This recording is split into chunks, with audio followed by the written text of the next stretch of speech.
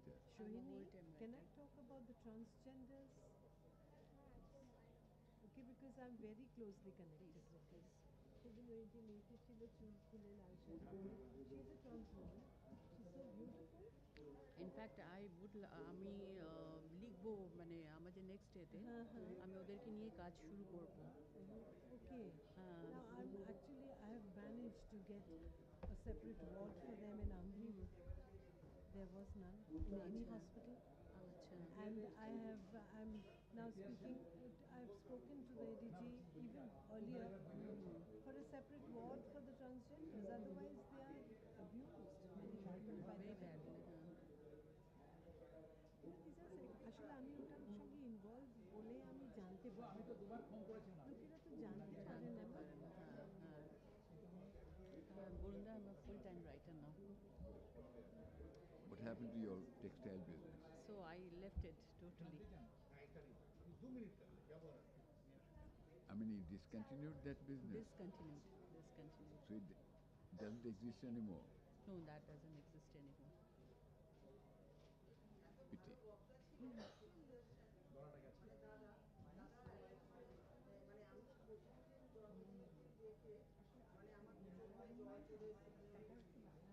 It's terrible when singers and speakers or waiters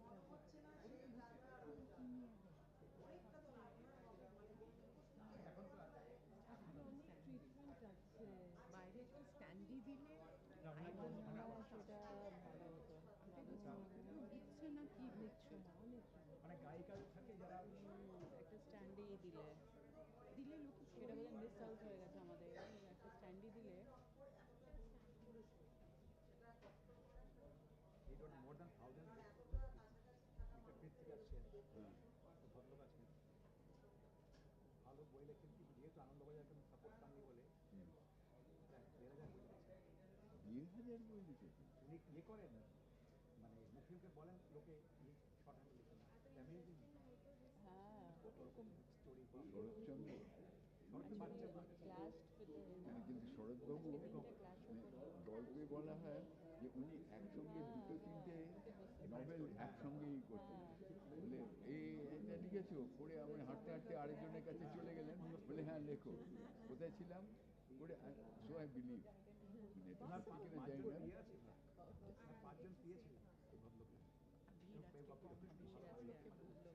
সারা পৃথিবীতে ওনার লেখা বেরিয়েছে। কি নাম? পৃথ্বীরাজ সেন। বাবা, পৃথ্বীরাজ শ্রীমান একেবারে। প্যানেলিস্ট পাওয়া সবাইকে একসঙ্গে মানে How come have you heard of him? 1500 বই বাংলায় না ইংরেজি? বাংলায়। কারা পাবলিশ করছে তাই? শুধু তাই না, ইন্ডাস্ট্রি এবং লোকে ওইটাই ভয় পায়, লোকে ভয় পায় যে এত বই লিখেছে, মানে এটা কি কলেজে তো ভালো, কিন্তু কলেজ খুব খারাপ নেই, যথেষ্ট করে অনেক বই লেখা। বালগঞ্জ বিয়ের উপরে লিখেছেন, আমি তো ওয়েট করতে গেছিলাম, আবার সাহেব আমার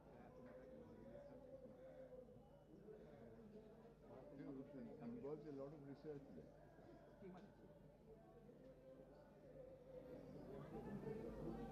এমন বললো না, আমিও কাউকে বিশেষ বলতে পারলাম না এসব কারণ যে গাড়িতে তুলতে গেছিল তো কাল থেকে যা ভয় আমাকে, ম্যাডাম 10:30টার সময় আপনি একদম রেডি থাকবেন, চলে 10:30টায় 2টোর সময় প্যানিক, কি হবে রাস্তায় কেউ কিছু ওরকম হয়নি। একটা বই পাঠাবো কিন্তু ওটাতে অসুবিধা না, মানে আপনাকে বলা গেল না, বললে যে ওনার একটা বই বেরিয়েছিল, গেট ক্র্যাশ ছিল, নিষিদ্ধ আরব রাজনী, এখানে মারামারি আরব রাজনী একটা ভাষণে করেছেন, এখানে হয়েছিল যখন, এখানে না মানে সেকেন্ড বুক ইয়ারে ওনার এত বই বিকাশ জল বন্ধ করে মারামারি হয়ে গেল, kind of history that time. This is a surprise. রজনীতে Thank you. মানে ইয়ে মারামারি একদম ওনাকে ইয়ে বন্ধ করে দিতে হলো। আমার এতে লিস্ট এসছে, আমি বলছি এতে 27 তারিখে আসতে পারলে ভালো হয়। আপনি এসছেন অরূপবাবু?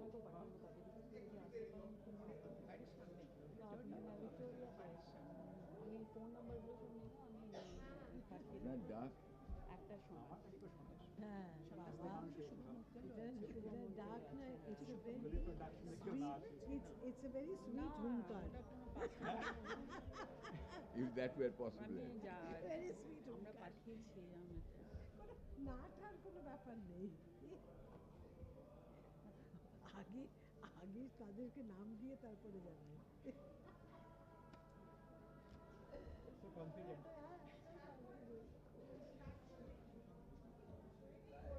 মানে খারাপ লোকের কাজ করি না সেটা কেউ তো নেই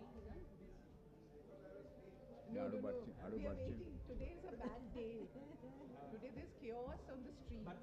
but today is a very important day. Ram Lalla প্রাণ প্রতিষ্ঠা হবে যেন রামের জন্য প্রাণই ছিল না বলে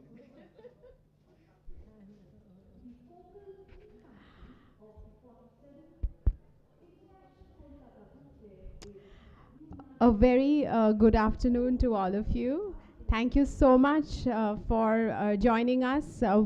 We hope some others will also join as the conversation continues. But as long as we are here, we can have a nice, intimate conversation. So let's start off. We all know the topic for the panel today, which is women supporting women. Is it a reality or a utopian idea? This has made its rounds too many times, I think. All of you will agree across boardrooms, seminars, research, debates, surveys, scholarly meetings. Today, however, is not one of those days for heated arguments. Today, we are trying to find the meeting points between this realism and utopia. The lines and in between lines, the said and the unsaid. Today is about Frenny and the other women you have met. It's about stories. Stories that make us look beyond the obvious stereotypes and gently nudges us to celebrate life.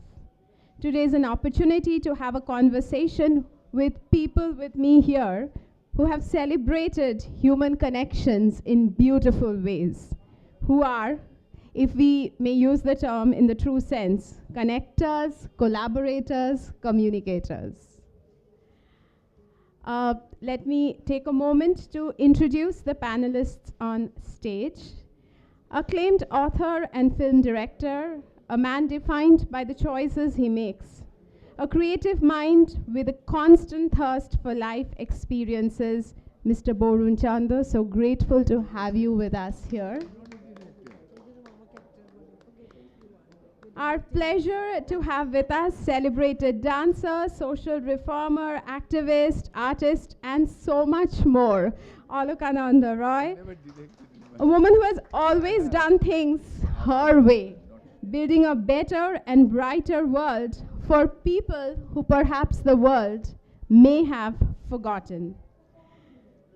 Shri Gautam De, ex-regional director, Indian Council for Cultural Relations, a man who continues to celebrate connections, nurtures friendships, and as I always say, makes things happen. Right beside me, Dr. Kaberi Chatterjee, Associate Professor, Department of English, Scottish Church College, an academician who celebrates continuities and influences. And finally, we have Shoma Bose, author of Frenny and Other Women You Have Met, with her first collection of short stories, presenting to us women alive with joy and power. Welcome to this panel. I'll start with the author herself. You know, in your first story itself, Frenny, you mentioned the ruby of relationship glowing forever in our lives. In your stories, we see that support comes often from very unexpected corners. Beautiful bonds emerge from nowhere. And yet, it seems very natural. So, would you say that the inspiration, would you say that we perhaps make this conversation too gendered and narrow? And were you trying to gently nudge us to look beyond beyond the conversations that actually go on around us to make us believe that women don't support women. Good afternoon, everyone. It's really a pleasure to see each one of you here. And thank you all so much for taking this effort of coming here. It's indeed a gesture I really am grateful to you all about. Coming back to Shohini's question, there can be debate about women not supporting women or women supporting women, and it can go on and on. But I see in another way, like in my life, I got all the support from all the women in my life for the reason that Freni is born today. My team Freni, which I always call, consists of all the women, editors, the writers, my PR team, everyone is a woman. And Freni is a story which is, I would honestly say today, it's a real life story where I have a bond with Freni. Freni is 75 years old and we touched base on a very different note. To be very honest, she was a secretary to Benegal sir. So we met in the office of Benegal sir for some reason due to work, which didn't happen. But what I got was a connection between Freni and me. And that went on for 2 years. And while it was like a everyday conversation we used to have together of different topics, her life, mostly I used to listen to her about what she used to do and everything, more than me talking to her. It was me listening to her every day. And it was like a kind of friendship that grew where I was like more inclined to her than she inclined to me. But every time she used to say me, Dikra, phone karna hamesha mujhe. Whatever may be, you might be not having a work with sir, but please keep this friendship with me. And it's 2 years till now, we both talk to each other. That was, Freni was born that way. And when I started writing my second, third and fourth stories, my own family gave me so much of support. My mother-in-law gave me so much of support in doing this book. I wouldn't have been possible without her. Husbands can always support, but being a mother-in-law, always supporting a daughter-in-law, which I got, that was my biggest point in my life where this was possible, where I was being able to bring out this book in front of this world. Not only this, when I started seeing, after writing Freni, I started seeing the relationships in a very different way. I started seeing the women doing so many different things. I started encouraging things because maybe before writing Freni, my mindset was not that. I used to think about different ways. Oh, I was not much inspiring, but after writing Freni, after writing this book, it gave me insight into a lot of different things, how women inspire women. And how, because of the inspiration, so many things are born, so many beautiful relationships are nurtured. And that is the way I look at it now. So whenever I see a girl or a woman doing something, a certain type of things, I feel so happy. I feel that, they have done something. Also, this book is a tribute to all the homemakers. Being a homemaker, when I was going through that stage, where I wanted to write, but I didn't know how to start. But one day when I completed the book and I saw all those moments where I'd gone through, I thought, why not contribute, why not give a tribute to all the homemakers in the country, because they are the most important people. We always celebrate. To me, whenever a woman doing something successful, we always talk about them. But what about the women who are at home? Our helpers, even they are doing so much of work for us. So I wanted to do something for them and wanted to write, so I wanted to give a tribute to all the homemakers in the country. Thank you so much for that tribute to the home bakers in the country.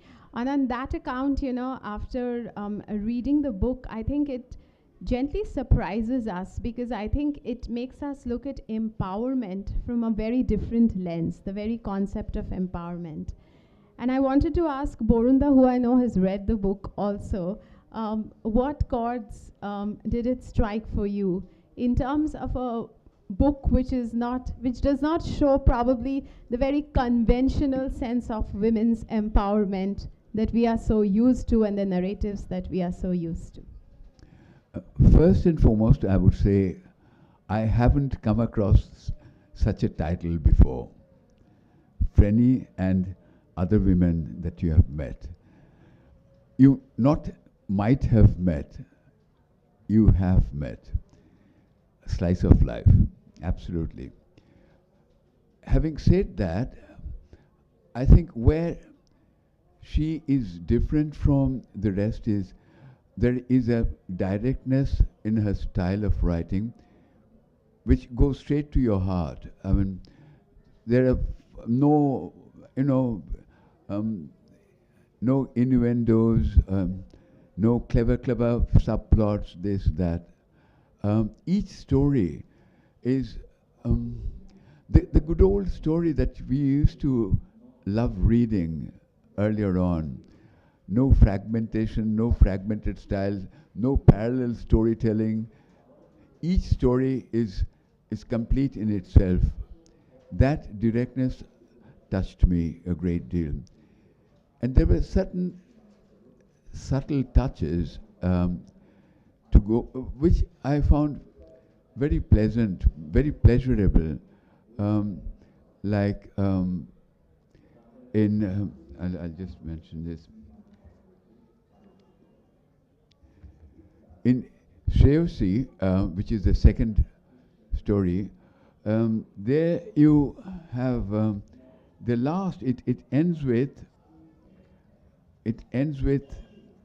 a single line. You're sure? No, not this. Next one. Next one.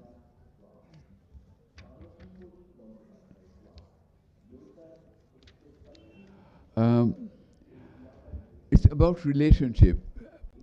A very unlikely relationship between a Bengali girl who's very good looking and a musician from where else? Goa. And David, in between what happens is they meet accidentally, or maybe it's preordained, because nothing is accident. Everything happens for a reason. And they meet and they sort of fall apart. For many years, there is no relationship at all between the two of them. And again, supposedly by accident, they meet again. It traverses a whole lot of geographical area, from Goa to Nainital. Nainital, isn't it? Right. So where she's taken up a teaching profession, and yes, and what happened was there was a dormant love between the two of them all this time, but she was married to somebody else, and the marriage didn't last, and she left known society, I mean, because she couldn't face that kind of isolation, and she went up to the hills and started teaching out there. There she meets again David, and the last line she said, now she felt that her job was done. Her David Sir was back, even though he was not her Sir anymore. I can't think of a better line to end a story. You have to understand why she can't say, or why she wouldn't say Sir anymore. Very simple, but touching your heart. Thank you so much. Thank you so much. I think as women, we need to just think of what Borunda said just now and how many times maybe we've been able to tell ourselves that our job has been done? There's a constant conflict always going on within us. And before I move on to Alokanandadi, I just wanted to highlight the third story in this book, which is Amiran. It's beautifully told through the voice of a shawl, and it's about a shawl woven with love, which ultimately finds its way back to where it belongs. You know, there is a wonderful saying that of all the journeys that we travel, the one that is back to ourselves is probably the most magnificent. Alokanandadi, your journey has been nothing short of magnificent, but it must have come with its own roses and thorns. I want to ask you, did you feel supported, or is it still a lonely journey? Well, I would say that I don't know if I felt any resistance from others, but you know, if I believe in something, nobody can stop me. And if I don't believe in something, nobody can make me do it. And I have the courage to face all the difficulties. You know, if you think any obstacle as an obstacle, then it becomes an obstacle. But if you think it's a part of your journey where it can't be all roses, you can always trim the thorns and keep the roses for yourself. And that's what I have done. And I don't believe in negativity, and actually, I don't believe in any gender. I treat everybody equally, whether it's a man or a woman, because I have been treated as a woman, but almost doing a man's job. And nobody has thought that I'm a man. I was still a woman. And when you talk about empowerment, it is just empowering yourself from within. It is not just going out there and earning a lot of money and you know, doing things that money can buy. No, that's just a part of it. Maybe it helps you to do the things, but when you are genuine, help comes from I don't know where, and nobody knows that better than me. And when I say I don't believe in gender, I am also deeply involved with transgenders. Okay, so how do you define them? And I know the pain they go through, because they are also, you know, many of you may know, many of you may not know that I work with the prisoners, and I feel the transgenders are imprisoned in their own body themselves and not accepted by the society. So if we feel that we are empowered, we have to empower others. Only when you empower others can you empower yourself. And yes, because, you know, I'll just tell you something, because not many people know about the agony and the pain that the transgenders go through. You know, they also call me Ma, some of them. They're like my children. When they fall ill and they need to be hospitalized, they don't know where to go, because the doctors don't know which ward to put them in. So I kept speaking about it, and Amri has very recently provided a separate ward for the transgenders. Now, and I'm fighting now for a separate ward in the prison for the transgenders, because they are otherwise abused by the inmates themselves. So all the empowerment that we feel, a man and a woman, they should both be empowered from here and here. Because otherwise, just being socially empowered is not empowerment. Whether it's a woman or a man or a transgender, we have to think of equality and not just one gender. That's why I don't believe in a Women's Day celebration, because I think we need to celebrate men as well. Very well said. And I think it's taken us a little by surprise, but Thank you it's so a much. very deep sentence that only when you empower others do you empower ourselves, because we usually hear it the other way around. So thank you for that. You know, obviously we are talking of a woman being able to do what she wants, doesn't need to explain, is able to decide, both men and women, with open hearts and minds. That is most important. And on that note, I want to move on to Gautam Da, who I know has read this book, and you were just saying that you find some personal connections to this, The but in story a of particular Mrinalini. story. Yes, yes. Should I narrate that? Would you? Yes, please. Thank you, Shomadhi, for writing this beautiful book. And you justifiably said that it's a tribute to the woman. Like Didi also, I don't believe in any kind of gender discrimination. And from my childhood, I have learned to respect every human being, whether he or she is a female or male. And that's why I'm very kind of adorable child since my childhood. Everybody acts me because of my, you can say simplicity, you can say innocence. I don't harbor any kind of animosity. I am always positive. सब लोग बोलता है गौतम देख बस तूफान आ जाएगा तो he will stand like a rock.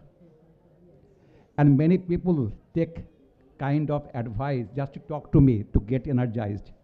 Many people say, well, when we talk to you, I feel that I am energized. So that kind of positivity I always possess. But that's things apart. You know, my maternal brother,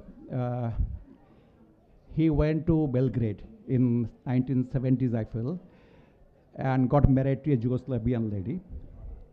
Her name is Irina, and they're also blessed with a child. And that Bhabiji also came to our place in Jadavpur, in Selimpur. After 12 years, they got separated, and they are blessed with a child. Her name is Nirvana. It's a Buddhist name. But it angered, the separation angered the mother-in-law of her brother, so much so, she told her daughter, you made a great mistake. Your husband is a wonderful man. You should not leave her in a foreign land, because that time he was really struggling because he went on a scholarship. He's an artist from the government art college. And throughout his life, my brother's life, his mother-in-law stayed with my brother-in-law, my brother, and she was so supported all through in his life. And when the mother-in-law passed away, then my brother decided to come back to Calcutta, and very recently died in 2 years before in a massive heart attack. But the daughter still connects with the father, not with the mother, Nirvana. She came to Calcutta, and when I was in post in Scotland, my brother and Nirvana came to my house in Edinburgh, and they still connected because the mother-in-law always supported my brother, and she felt a kind of guilt that my daughter really betrayed such a wonderful man. So that kind of story I think you have already mentioned in the Mrinalini, where Mrinalini is always got support from her mother-in-law in the time of difficulties. And that kind of conviction and that kind of faith that she reposed in Mrinalini, that is really, I think, fabulous. And it is, I think, this kind of story always you'll find in many of the houses, I feel. And one thing I also say that the relation between one woman and one is not always very smooth. But my younger sister, because she is so kind and so compassionate, when her daughter-in-law came to her house, the first day she told that you are my daughter, you take all the keys, you will take charge of all the finance, whether it's home, it is foreign affairs, home affairs. You are now my daughter, and I am totally free. And believe me, my daughter-in-law so much so, she said my mother-in-law is better than my own mother. That kind of, I think, the relation you've developed with the mother-in-law and mother, I think that is something really, really very, very, you can make a better society in the, I feel, this is my own experience. So And- Mrinalini, I think, symbolizes that kind of, that the conviction and fear and that kind of spirit that she has demonstrated. That is really very interesting. Thank you so much, Dada. Thank you so much, Gautam, and thank you for sharing your personal stories with us. I think that is what makes this book very special, and this is about the other women you have met. So the women you have met kind of, there's an immersive experience of the women that we are reading in these stories, which is, this kind of, as Borunda mentioned, this kind of simple, lucid storytelling is perhaps being absent from our lives now and needs to be told and retold to remind ourselves of some of our basic connections and needs. With that, I want to move on to Dr. Chatterjee. We were having a very interesting conversation before this panel as to how we often tend to make this a very gendered conversation. I mean, we could have also probably spoken about men not supporting women, but men not supporting men, but we don't hear that often, as if it is quite an, like perhaps, I do not know whether it exists or not, or that discussion doesn't need to be made. On the other hand, we have very severe statements like there's a special place in hell for women who don't support other women. How do you look at this gendered part of the conversation in respect of the book? Thank you, Shohini, and thank you, Shoma. Thank you, my co-panelists. I'm absolutely thrilled to be here. My students are there, and they know I'm one of those people who feel very strongly about women.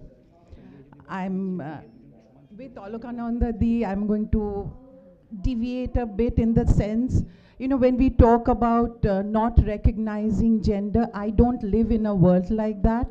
And I live in a world where gender is a very important identity marker. So I cannot escape from it.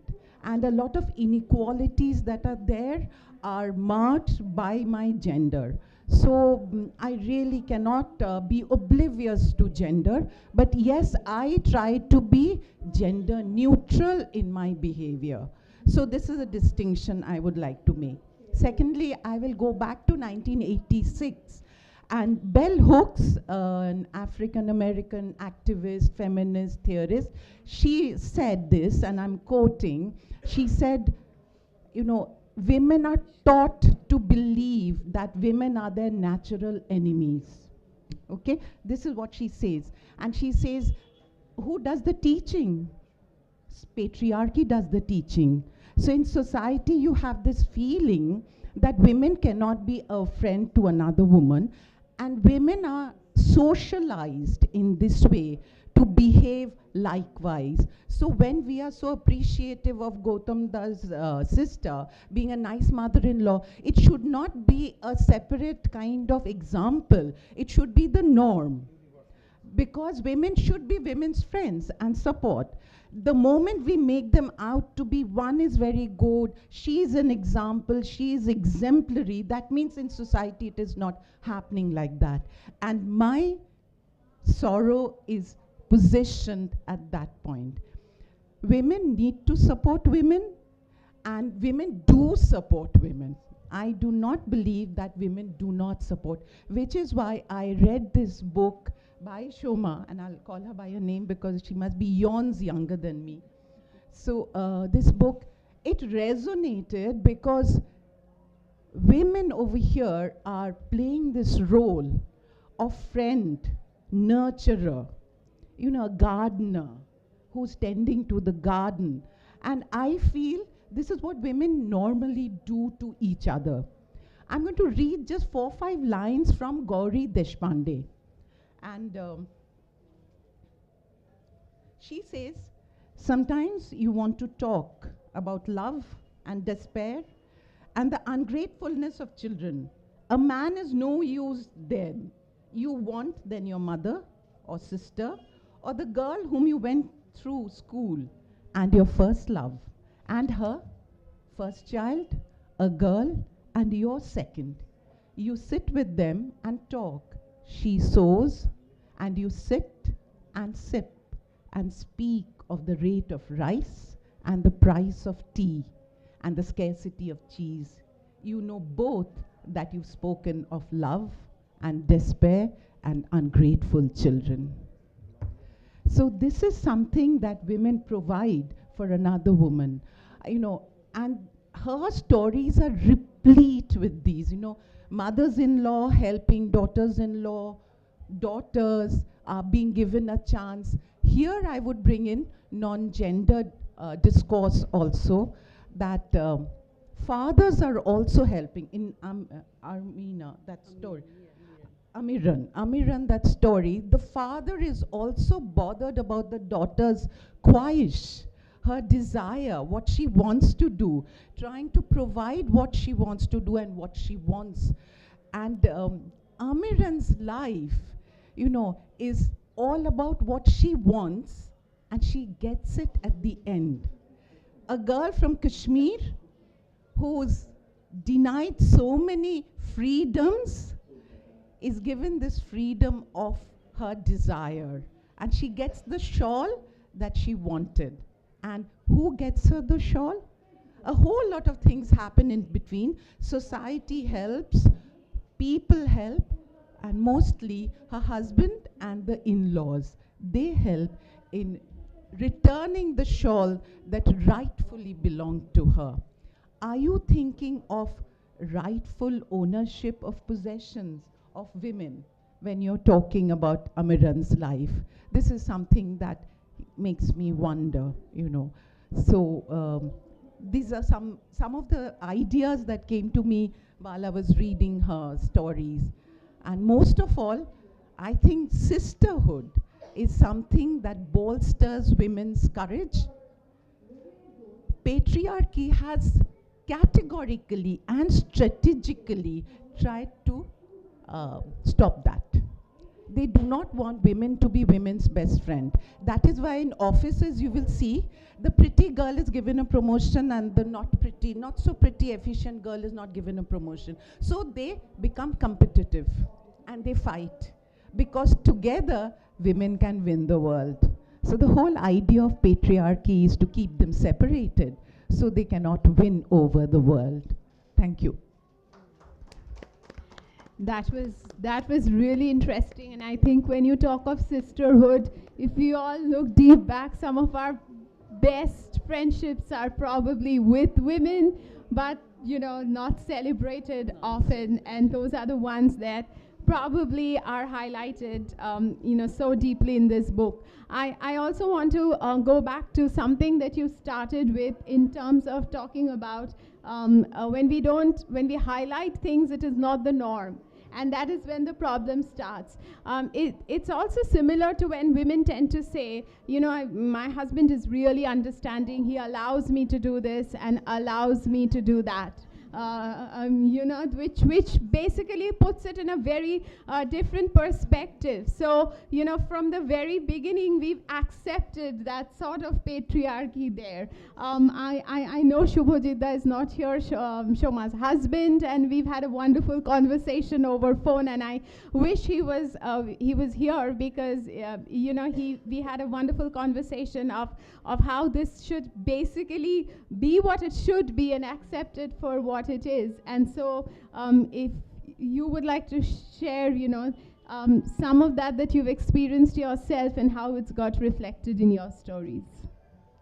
One thing my husband always says that when two people are working, the wife and the husband, why is that when something happens in the house, wife has to take a leave and sit, and why don't the husbands?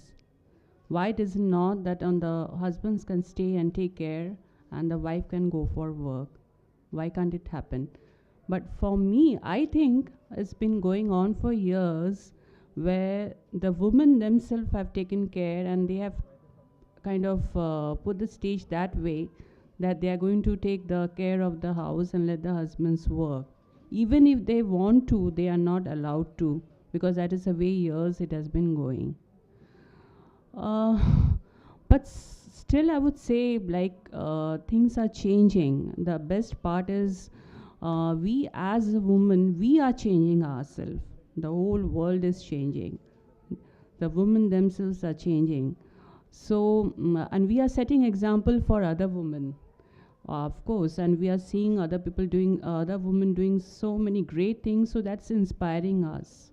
So it is not the same society, but yet, I would say, we need a big change. That change hasn't come yet. I don't know when it's going to come, but I would proudly say one thing which I'm really noticing, the X generation, which I really feel proud of, the way they set up genders. Like Aloknanda has said, the genders, which man, woman, or whatever gender we have, they are not putting that genders in the front. They don't treat man and woman. They have accepted the word transgender and they give it so much of, I would say, respect. So that is something the Generation X has come up with, and that's what we have to learn from them, and how the society is evolving and changing in spite of so many barriers women are facing today. But I still, some in little parts, it's been like new innovations are happening.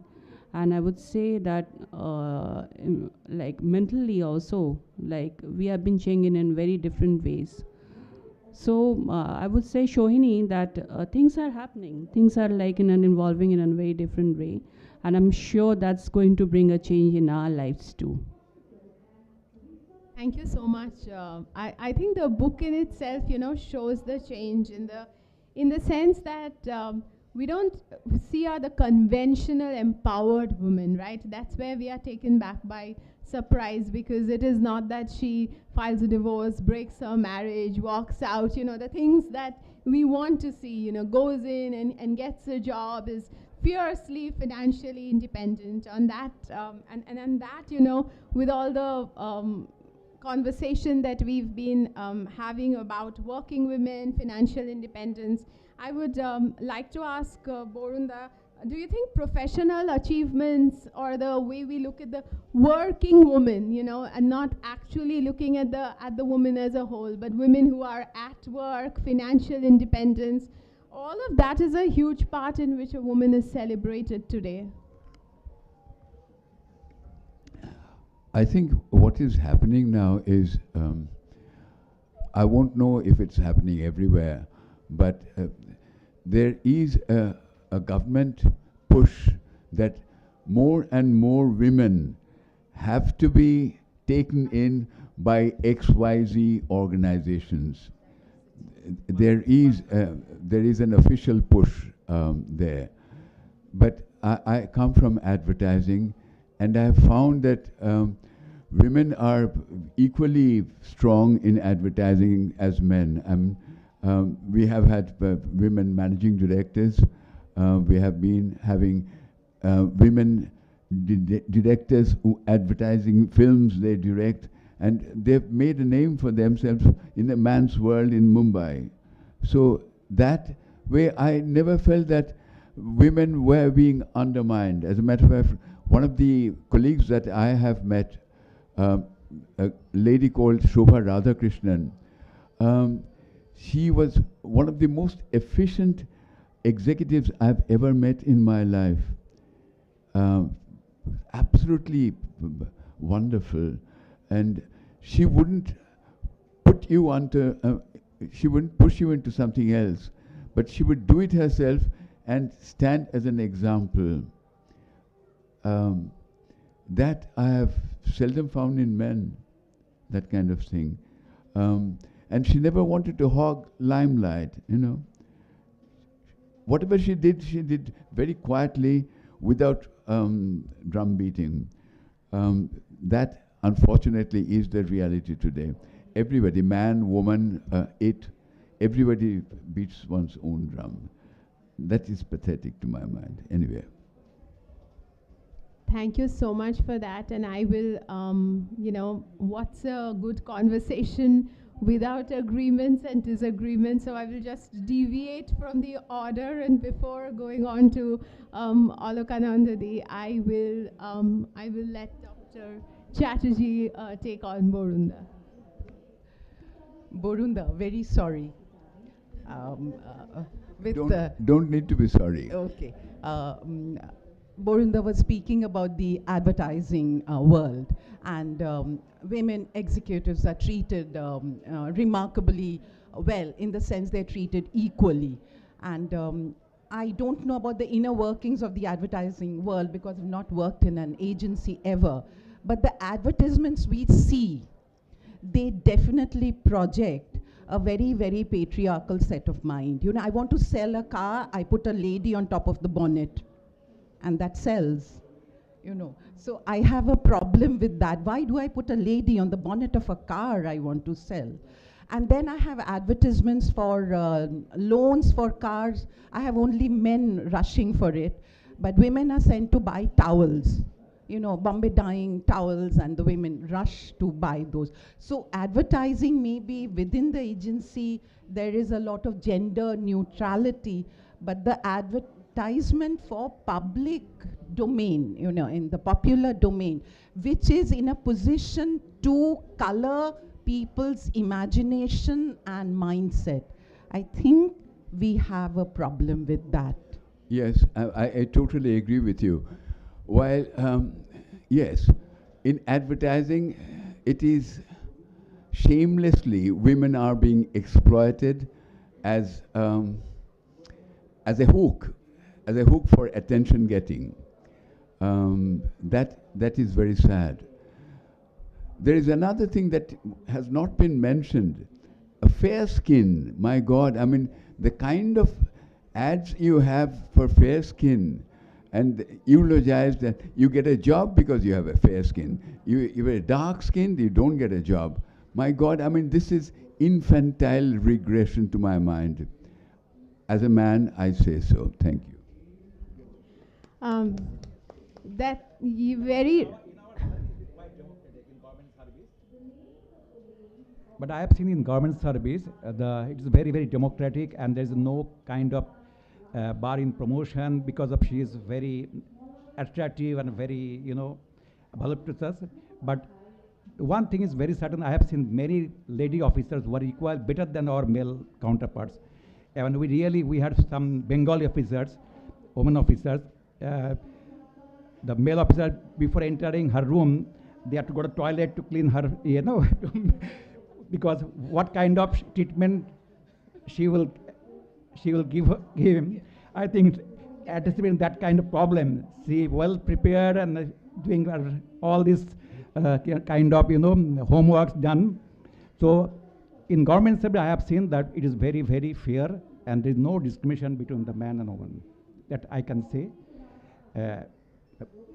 very proudly, and I think I don't know about in the private sector. But sometimes also the girls try to entice the male counterpart. This is a very sad part, to get promotion and to sell their what kind of way. So that things also to keep in your mind. I think that is also, it is not a one-way traffic. It is not a one-way traffic. Yes, I think I agree. Both sides of the story are true, and definitely the private sector statistics are tell a very different story. But I would like to go back to the advertising conversation before I move on to Alokanandadi. In one of your TED talks, you've spoken very beautifully about the freedom of choice and the way we use our responsibility to use the freedom. So just trying to look at it. Is it not the choice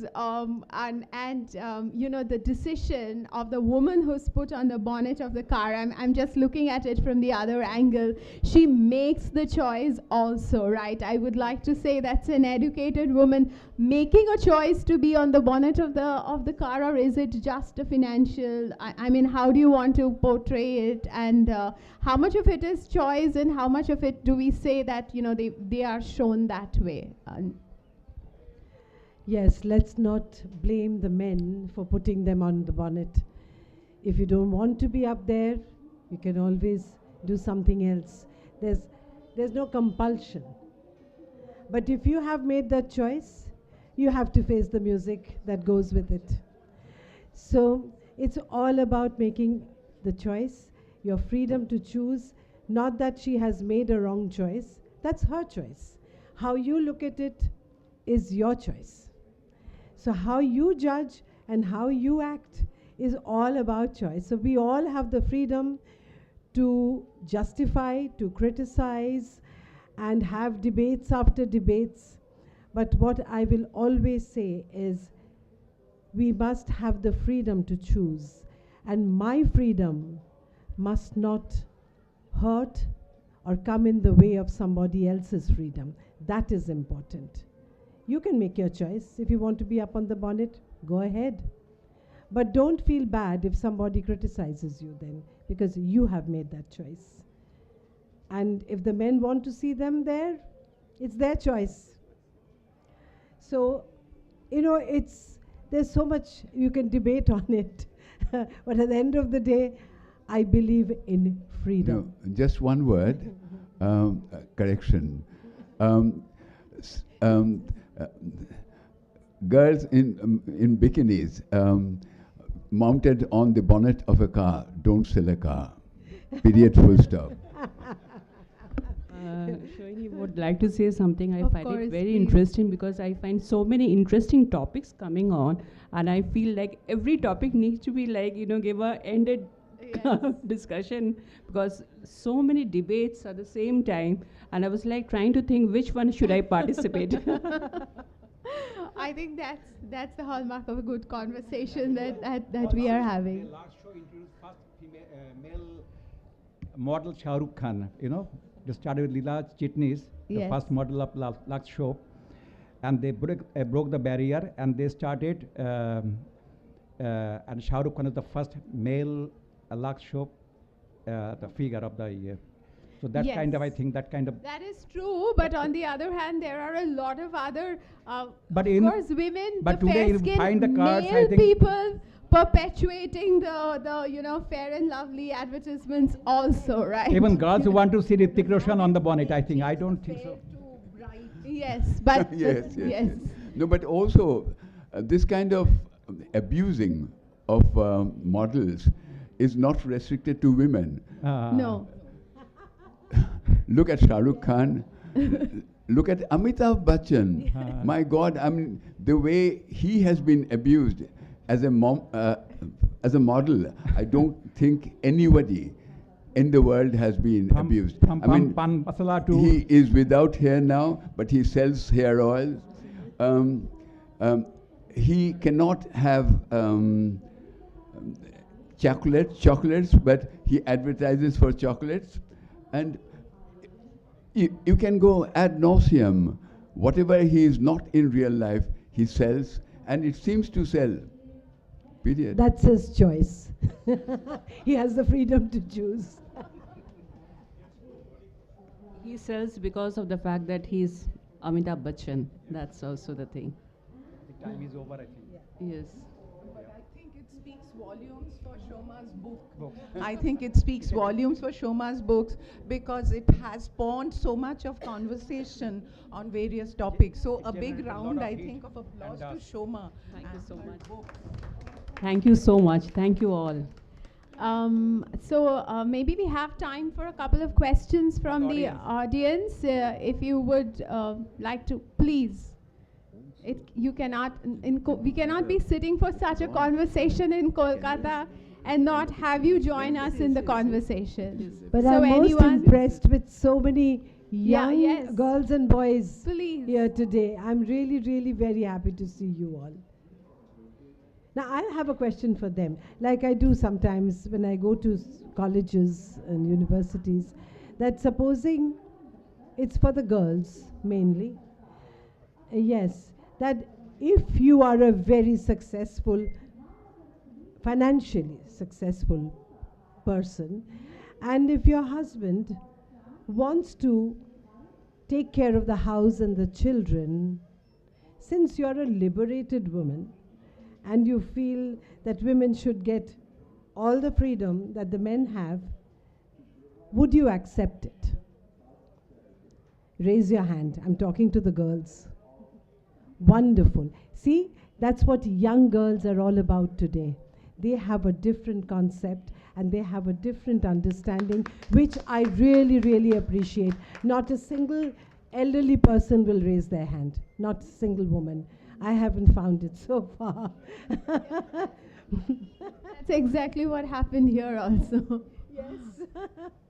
Yes, please, please.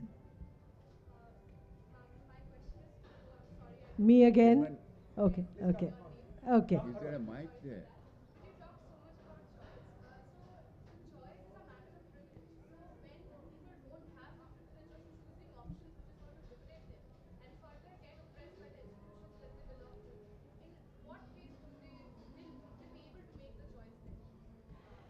See, we all have to make certain compromises in life, right? If I want to be something and I'm not in a position to be able to do that, I will do it within the limits and then explore and go ahead. You just can't jump into something from wherever you are. There are steps and you have to step on each step to reach where you want to reach. You know, we all have dreams, but that doesn't mean we can achieve everything. But within the, the periphery of what we have, we still have a lot to do. We can do. You have to think how to explore that. Any other questions from this side? We didn't mean to exclude, we just applauded their spirit this side. Can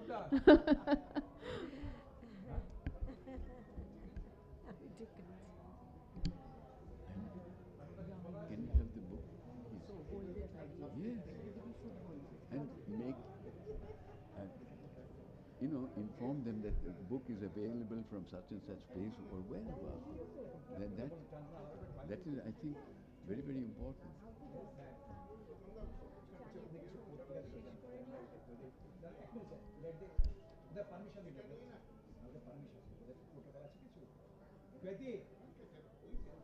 একটু একটু পরে, একটু শেষ করে নি এটা গৌতম দা একটু পরে। Maybe the questions are not coming on, but you can have an informal conversation later on. And before we end this panel, I'll just go back. Shoma, you've dedicated this book to your grandmother, Shindhubala Sarkar, and you say she introduced you to the power of being a woman. We've had a lot of conversations today. I would quickly move on to each one of you to sum up what that means for you. Yes. I used to call her Dadi. So my Dadi, she had cataract in her eyes, but whatever it was, like every afternoon, she used to take out a book from her almirah, and she used to read it with one eye, even if she couldn't see it properly. But in the evening, I used to sit with her, and she used to narrate me those stories. So it was a bond that she created amongst all the women in the house. What I felt and what I learned from her, that again, the woman supporting woman was her bond with my mother. So between a daughter and a daughter-in-law. So I learned from that small, when I was a kid, that she was so much supportive of her daughter-in-laws in her house. Even if somebody would have told her against, she would say, no, she's not that. So that kind of support system we had in the house, and I learned everything from her, what I am today. And I proudly say that she inspired me in every way. Wish she was here today to see this book, Frenny. I'm sure she is there in spirit. Just moving on, Borunda, Power of a Woman. When I look back, I mean, your question set me thinking, when I look back in my life, I find that women have always been the factor in shaping my life emotionally, especially. There was one man who shaped my life, who changed my life, but that man is an exception. But otherwise, women, especially my mom, and a whole lot of other women, not mom, my wife, even my girlfriends, have shaped me emotionally as a person, whatever I am. And I am deeply indebted. I respect women, I love women unconditionally. Thank you. Thank you so much, Alokanandani. What do you want me to say? The power of a woman Power for of you. women? Why do we have to talk about the power of a woman? We are always powerful and we know it. Let's not talk about it, right?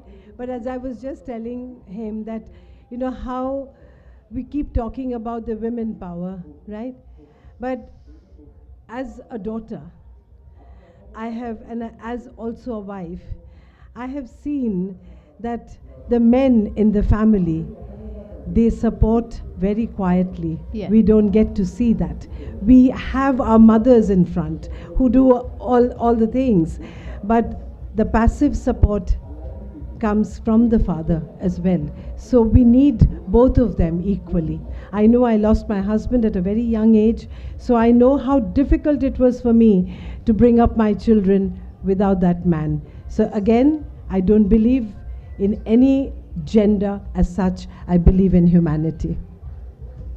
Thank you. And I think, Shoma, that's probably time for you to think of the other men we have met also, the next series of short stories. So yeah, this question comes up every time, that why can't be the topic like why the men you haven't met. So, but I'm a little bit saying that my second book is I Had Enough of You.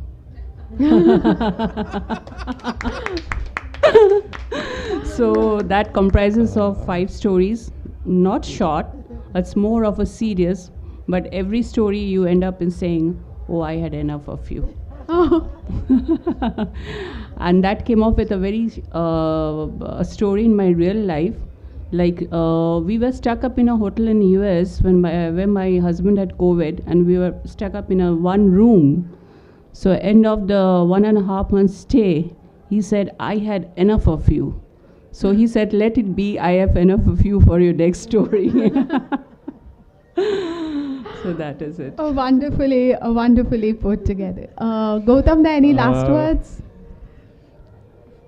For me, my parents were actually have the greatest influence, and I can divide. My father was a very disciplined man, like a British, you know, you take your food night at 8 Right, o'clock, right. you'd come back from after playing by 6 or 6:30, you study for 2-3 hours, if you read so many books. But my mother was very kind, you know, and actually she shaped my life. And also the driving energy of my life after the demise of my wife, my daughter. She's so caring and so lovely. When she started earning in between, because she's studying, Father, I will buy something, nice thing from Amazon for you, because you simply go to the common market, you will not find this kind of stuff. So better you get some good stuff from Amazon, and I will buy for you. So that kind of the father and daughter relation, I think that is really, really very, it cannot describe that kind of thing. So that relation always gives some kind of hope to live more in this life. Thank you. Wonderful. I would end on the note that I have found in my life I cannot divide the homemaker and the working woman. I am both. I'm both the homemaker and the working woman. I earn the bread, I toast the bread, I put the butter on the bread, and I serve it on the table. Sometimes I also wash the dishes. What does that make me, empowered or not empowered? But I feel I'm one of the most empowered because I decide to do all these things. Nobody makes me do them. Both the earning the bread came of my choice, toasting the bread is my choice, washing the dish is my choice. So on that note, I would like the young people to tell me whether they think this is the right way forward without, fighting with genders. Let us make our gender more fulsome. Let us be all things together. And let us not spend time. People want us to spend our time and energy in all these, small no joke. Let's not do this small no joke. Let's have the bigger picture. We want to do the best that we can, be the best human beings that we can, and maybe bring up the best society that we can. That's my last word. Thank you so much. And I think since you've referred to African American literature, I cannot but share with you one of my favorite quotes from Maya Angelou, which I felt deeply while reading these stories, is, "A woman in harmony with her spirit is like a river flowing. She goes where she will without pretense and arrives at her destination, prepared to be herself and only herself." And I think, if you want to know more about the characters, I think these characters are all prepared to be themselves. So if you want to know more about Sucharita, Freni, Mrinalini, I'd like to invite Choiti also. And where is this available? Would you like to? Choiti, will you be able to share with them where this will be?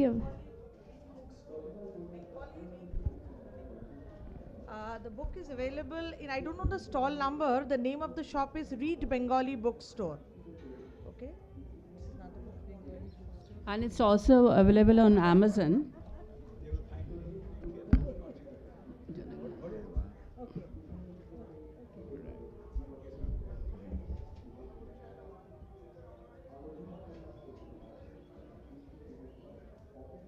Did you also want to mention the Amazon? Yes, the Freni and the other woman you have met, you can get it on Amazon also. So you can order it from there. But otherwise also it's available at the bookstore, book fairgrounds. What I really liked, Shohini, about this entire discussion, which I really want to conclude and say, there were so many topics, so many debates, and everybody had a kind of a wonderful input. And it was like it can go on and on and on, and it was so interesting topics coming back to back. Yes. I think we've come to a formal end to this conversation. Thank you so much. Thank you so much. But I think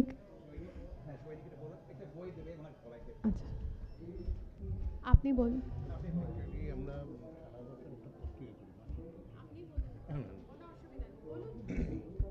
বাংলাতেই বলি।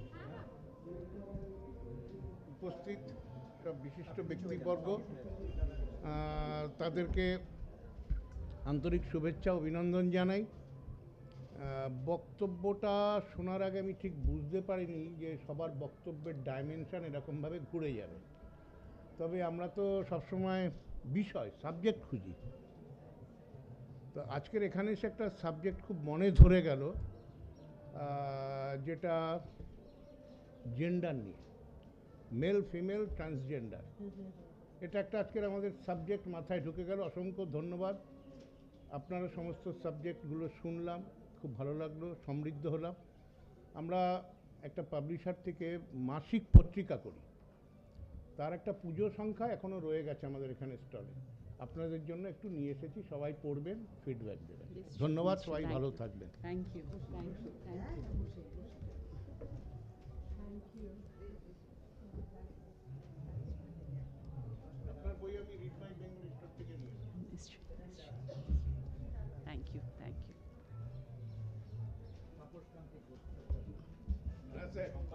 আপনারা সবাই আছেন, কাটিয়ে আমি আছি। তুমি একটা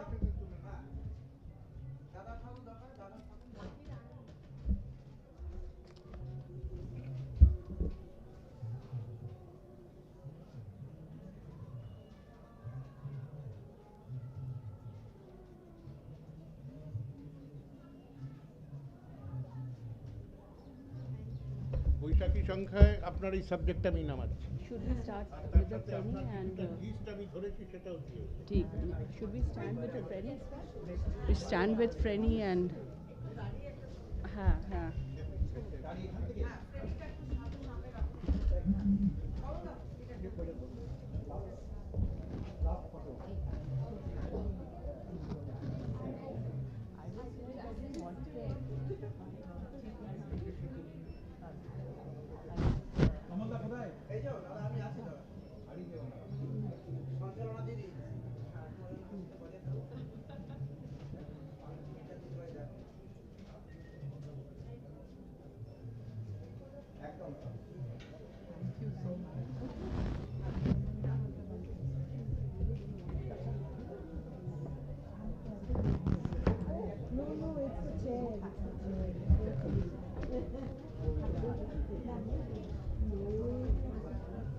Gautam da, thank you so much. This was such a fantastic.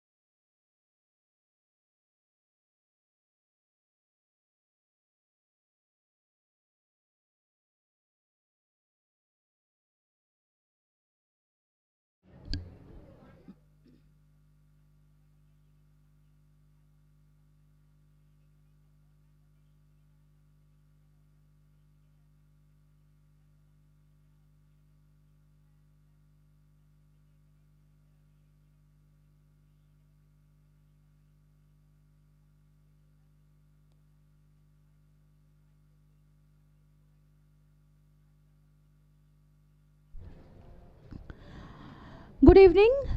Today, welcome all of you to the 47th International Kolkata Book Fair 2024 from Penprints Publication. Today we are having our formal book launch event and we'll be launching all our new titles. Today we all have our esteemed guests with us. Penprints is an ISO 9001-2015 company set up under the MSME, Government of India, and today, along with our poetry books, story books, and travelogues, we also have photo books, and we have started our journey into the academic segment with the publication of Christian Education in India. Today, we are going to launch that book also. So, without further ado, I would like to invite our very dearest Sangjukta ma'am, Professor Sangjukta Dasgupta, I'm very sorry, Professor Sangjukta Dasgupta on the dais for launching of the book Ekalavya Speaks. A big round of applause for Sangjukta Dasgupta. I request the owner of Penprints, Supriyo Chakraborty, to kindly felicitate ma'am.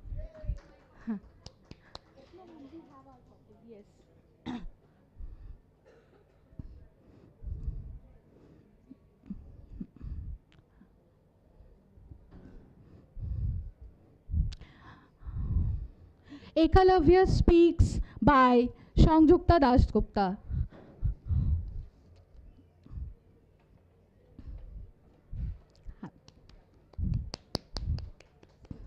Ma'am.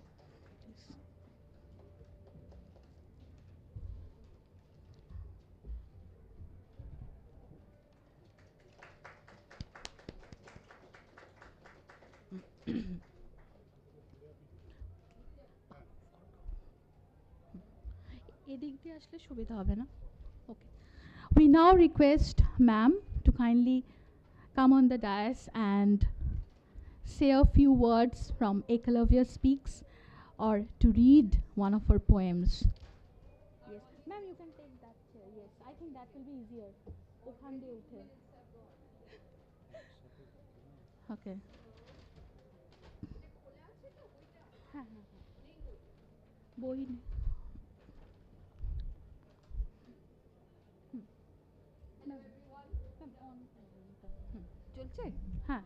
Hello everyone, good afternoon. I have been given 2 minutes to either talk about the book or read something, but the book is not here.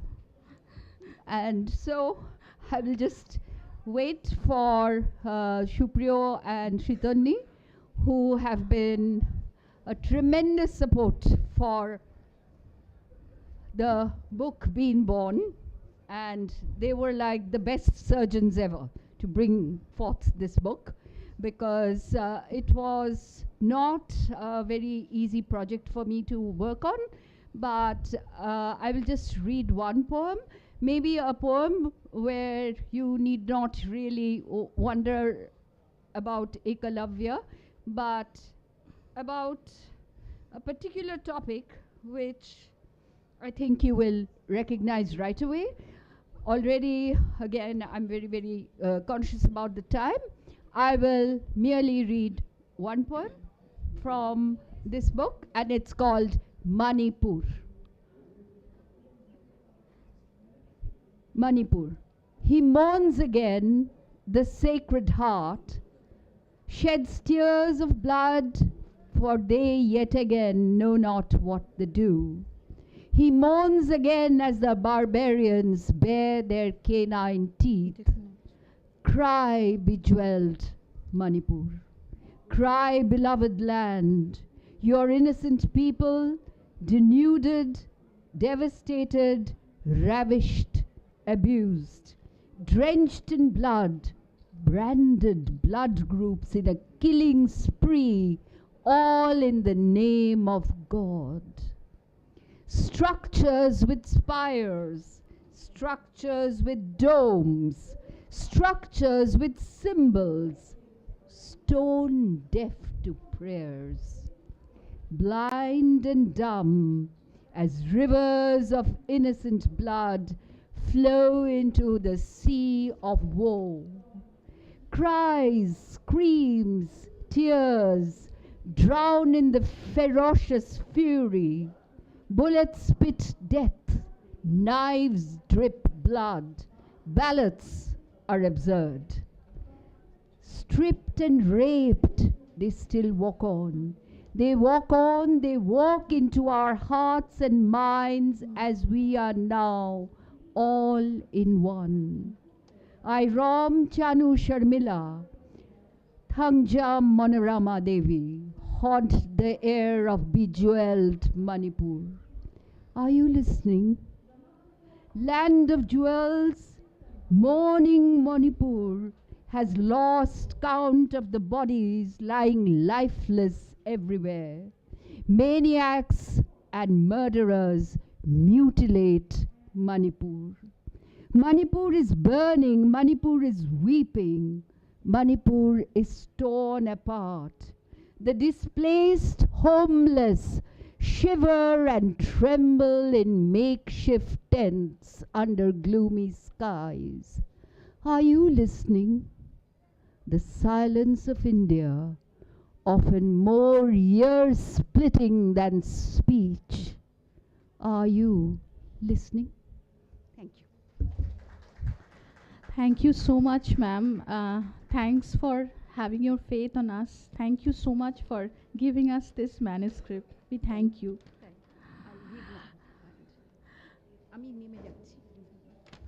I now request Amita Rai, Ketoki Dotto, Ajanta Pal, Anushwa Bhor and Sohini Sen to be on the dais, please. Nalok and Shakuntala by Amita Rai, An Unshared Secret and Other Stories by Ketoki Dotto, Earth Elegies by Ajanta Pal, Retreat and Other Poems by Anushwa Bhor, A Drop of Golden Sun by Sohini Sen.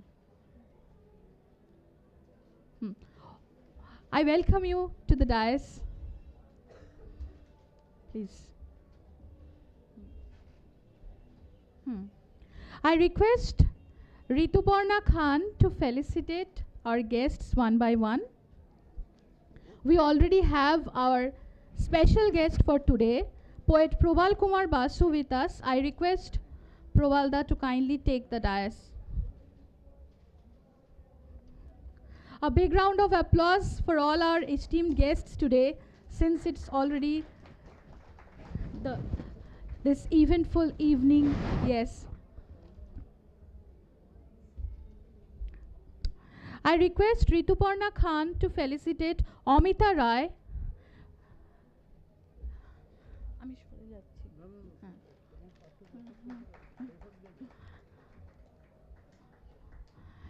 Now, I request Rituparna to felicitate our author Ketoki Dotto.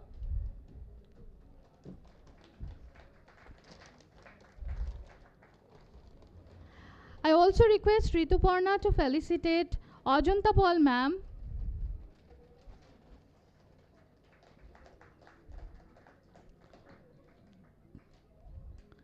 Rituparna will now felicitate our author Anushwa Bhor.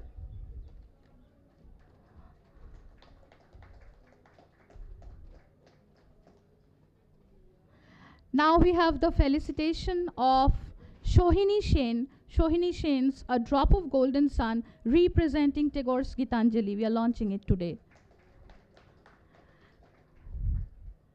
And before we finish, I would also request Rituparna to kindly felicitate our special guest of the day, poet Probal Kumar Basu. A big round of applause for all our guests today. Thanks to all of you for coming today. Thank you so much.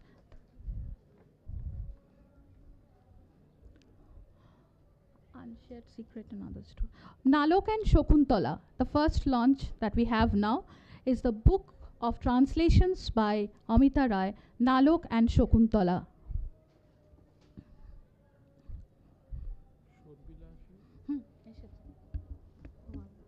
This is the book.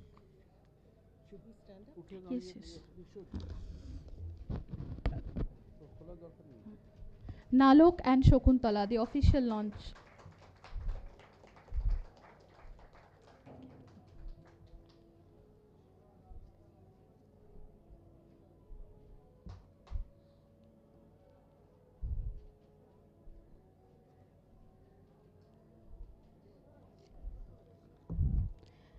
An Unshared Secret and Other Stories by Ketoki Dotto. An Unshared Secret and Other Stories by Ketoki Dotto.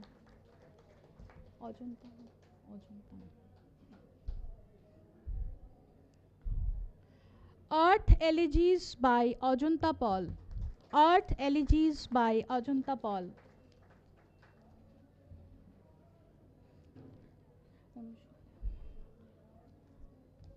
Retreat and Other Poems by Anushwa Bhor. Retreat and Other Poems by Anushwa Bhor.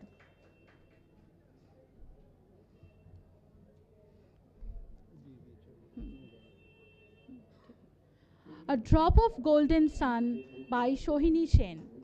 A Drop of Golden Sun by Shohini Sen.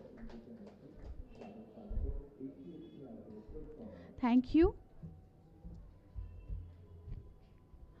I now request Amita Roy to say a few words about Nalok and Shakuntala.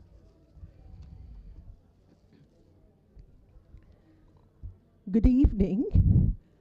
Well, I have translated Abanindranath Tagore's Nalok and Shakuntala into English. Well, these two books are considered to be juvenile literature meant for children, specially meant for children. But I would say that this is a misconception. This is meant for an audience of various age groups, a broad spectrum of audience. Because when I read this story when I was a child,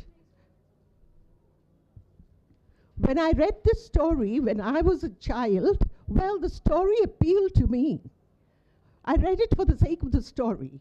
But when I grew older, when I reread it, it unfolded itself in many layers.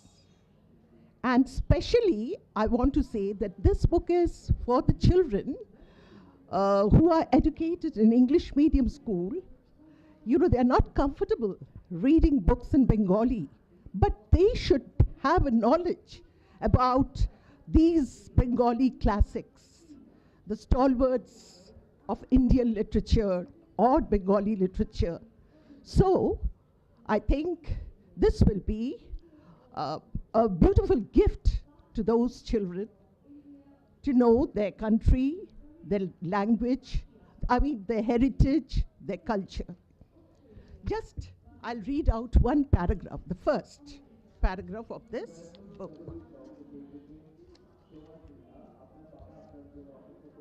Sage Debol was seated in yoga. A little boy named Nalok was at his service. The forest was pitch dark. Under the banyan tree, there was all-pervading darkness which merged with both sides of the river Ganges. In the engulfing silence of late dark night stars adorning the sky, the breeze was listless, the water without any ripples, the leaves of the tree still. Gradually, light manifested. Just as the flower blooms gently, the moon rises placidly until its radiance rips the darkness. The entire world swayed, similar to drops of water on a lotus leaf, undulating gently in all directions. Thank you. Thank you so much. Our readers have already started liking the book so much. I should say this. Today in the book fair, we are having the second print of Nalok and Shakuntala. The first print is already out. So a big round of applause for Amita Roy. Thank you so much, ma'am, for trusting us. Thank you. And thank you, Pen Prince, Shupriyo, and Sritondi. I now request Ketoki Dotto to say a few words about her short stories.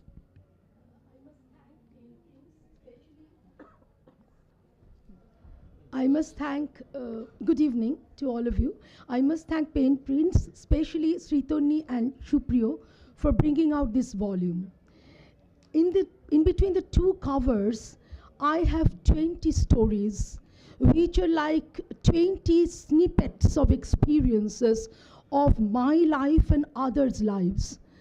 I have been privy to a terrorist's life, but he was not a terrorist, he was the father of a terrorist, and the children who were involved in the Khagragod episode, that particular family I had paid a visit to, and I have brought that story here in a story form. I think you will like it. I have also talked about a few laborers, land laborers and other laborers who worked on daily wages, who came from different parts of India to their particular dwellings, and that too in a very, very horrifying condition. Those stories are here. Those 2-3 stories are there. 2-3 futuristic stories are there as well, which I think you would love to read those stories, because if you were there in 2200 ADE and what happened what will happen at that time, you may imagine, but if you go through the stories, I think you will get a feel of those times, which will be down the line, perhaps many years. You will also like this unshared secret, which comes from my life experience, so to say. I used to go to Hyderabad ASRC at that time. In the train, I met a woman, a lady of not of my age. She was a bit senior to me, and she was blabbing her story to me all night. I stayed awake all night, you know, without any sleep, without a wink of sleep, so to say. Now, later on, when I went to her place, I came to know the truth.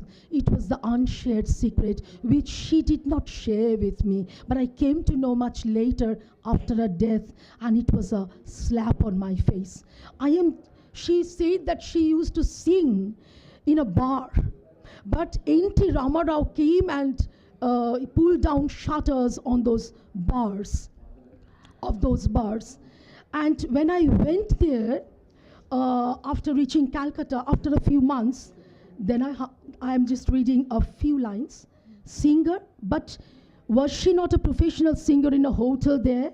I looked agape in distrust at the elderly lady, her mother. Singer, oh yes, it was a dream. It was a dream. But to be frank and fair, she lived on prostitution. The rejoinder was just a rude slap on my face, but her mother seemed to be quite candid in a statement. I was befooled. Something went awry somewhere. Some equation remained hanging in the balance, never to chance upon a solution here and now. I am not reading much, but I am leaving to the readers to read and find out everything. Thank you so much. Thank you so much, Dr. Datto. It's a kind request to all our esteemed guests. I know all your books are quite popular among our readers, but today we have paucity of time, due to which I requested all of you to kindly make it to 2 minutes, because we need all our speakers to speak about their books, and we'll end on a very sweet note. Thank you, Ketokidi. Now I request Ajanta Pal ma'am to read one of her poems from Earth Elegies. Thank you, Sritonni, and thank you, Team Pen Prints, particularly Sritonni and Shupriyo, for the birth of this book. And actually, this is a volume of poems on the ecology, the ecological crisis that we are going through.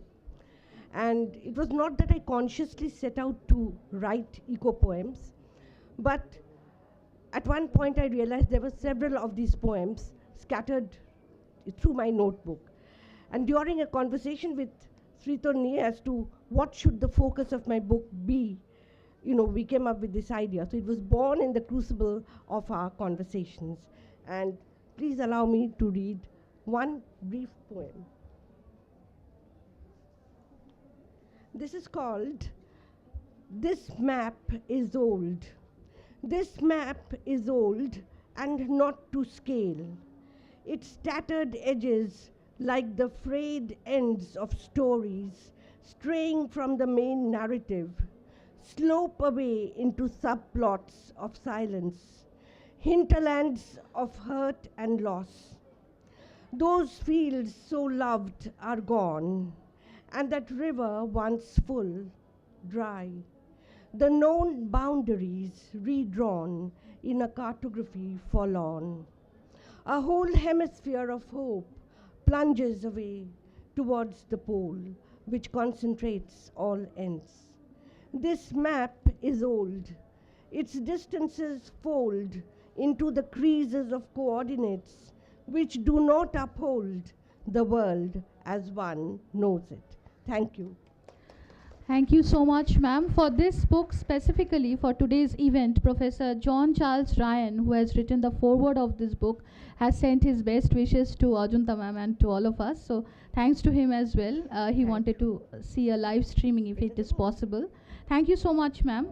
I now move on to Professor Anushwa Bhor for her book, Retreat and Other Poems. Ma'am, if you can read a poem from your book.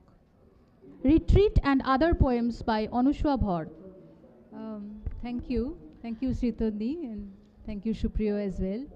Now, this evening, this afternoon, whichever way I must put it, is a dream for me, because this is my first collection of poems, and I never really imagined that one day this day would come at all.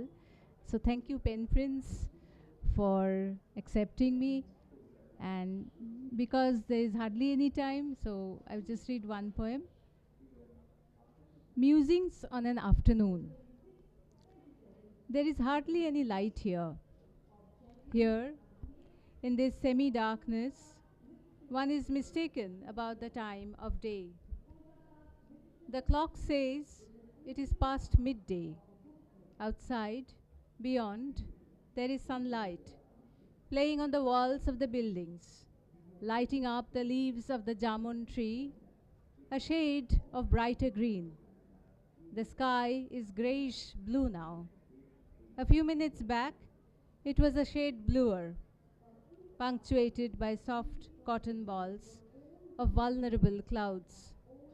Inside the room, behind the pale of the glass shutter, sit I, writing my mind in my red book, conversing with my thoughts. If I were somewhere where that tree or those houses are, I would be embarrassed at the sudden glare of light.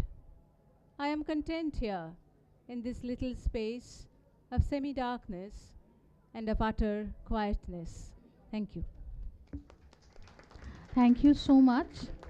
I now request Shohini Shen to say a few words about A Drop of Golden Sun representing Tagore's Gitanjali.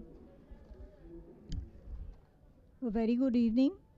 I hope all of you can hear me over the din behind us. There are two questions here which I'm sure most of you must be thinking of.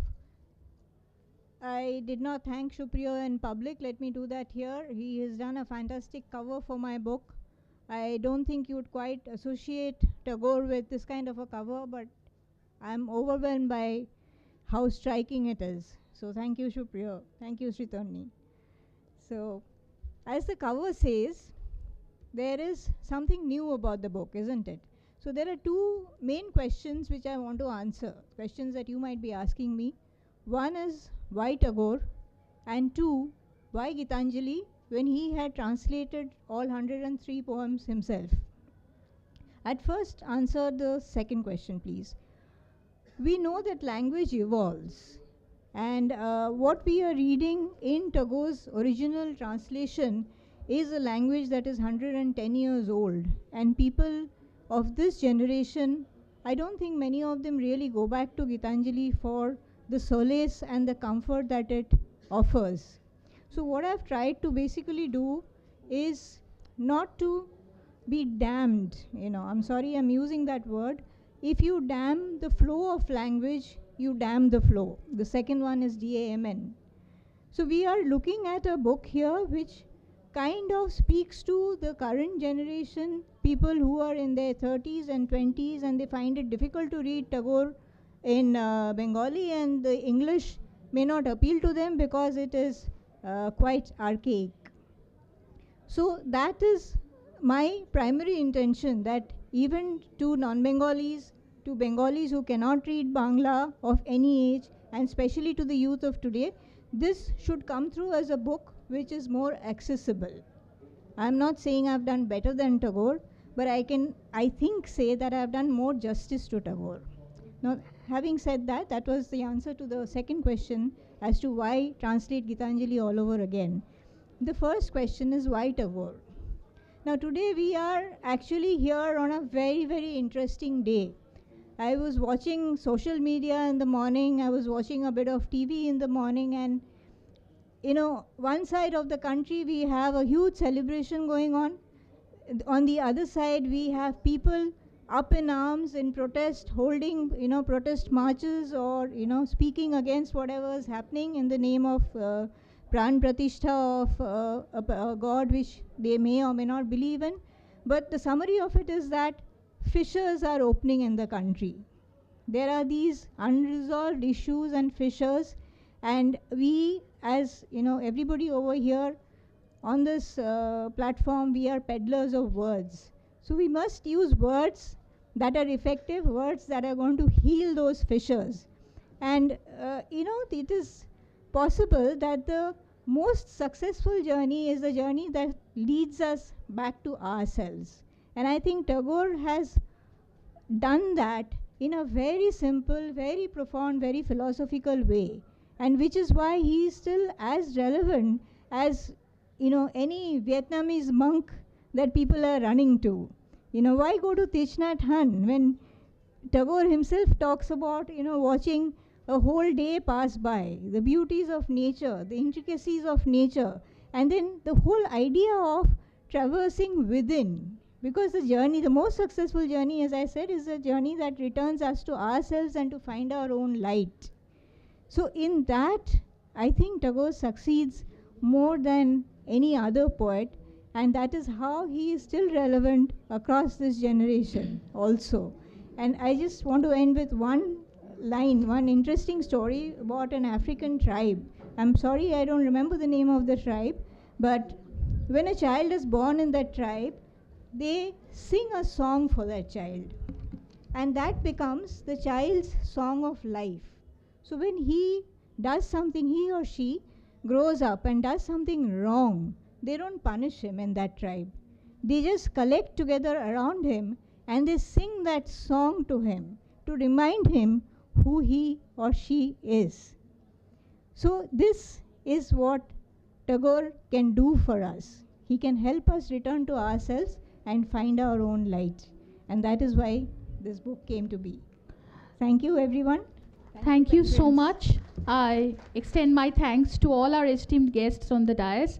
I request them to kindly take their seats. I request poet Probal Kumar Basu to officially launch Ekalavya Speaks by Sanjukta Dasgupta. Ma'am, please, if you can come.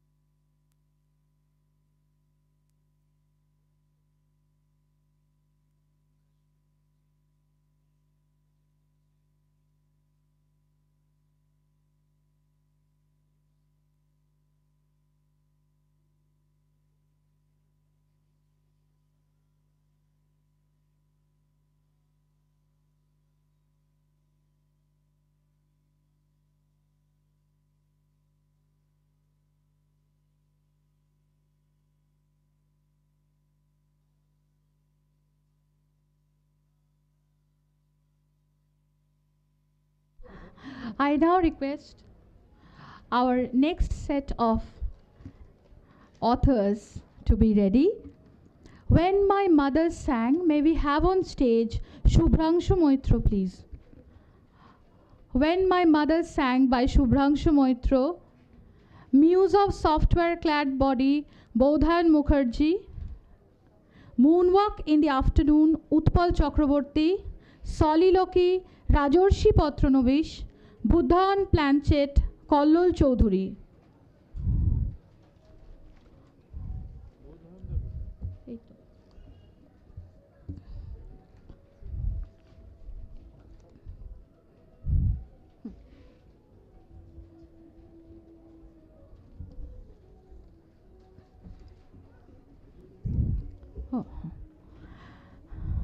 I now request poet Rajarshi Patranovis to be on the stage, please.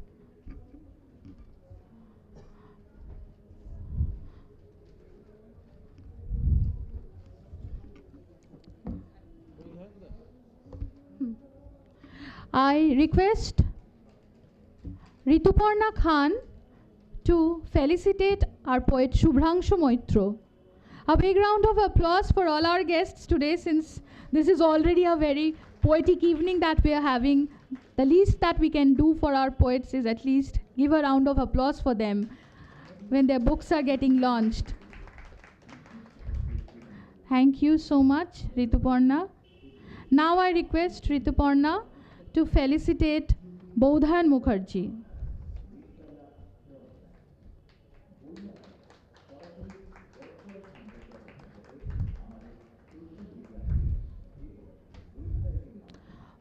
Poet Utpal Chakraborty.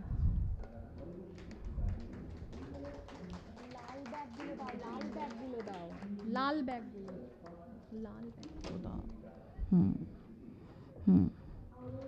Poet Rajarshi Patranovis.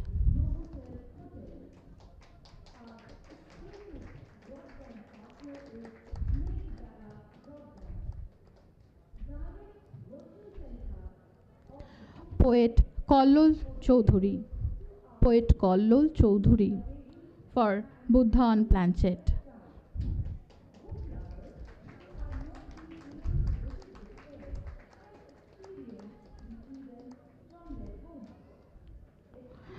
I request poet Probal Kumar Bosu to kindly launch this book, When My Mother Sang by Shubhrangshu Moitro.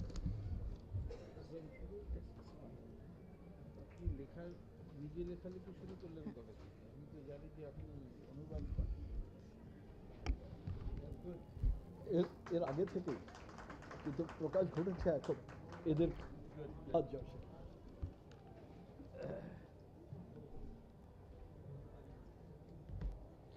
Muse of Software-Clad Body by Bablogiri and Bodhayan Mukherjee. It's the work of translation done by Bodhayan Mukherjee. Bodhayan.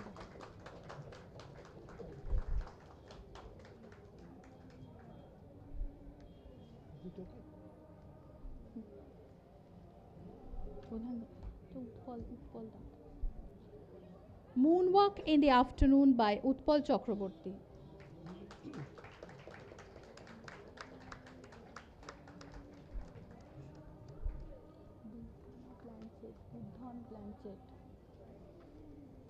Soliloquy by Rajarshi Patranovis.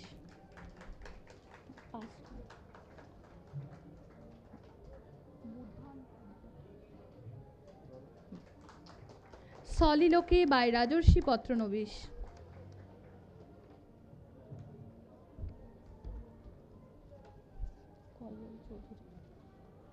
Buddha on Planchet by Kollol Choudhury.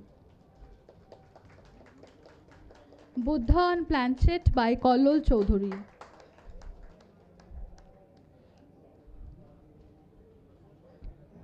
I am thankful to Probalda for coming and gracing this event today and for launching all our books. Thank you so much for coming. I now request Shubhrangshu Moitro to read a poem from When My Mother Sang.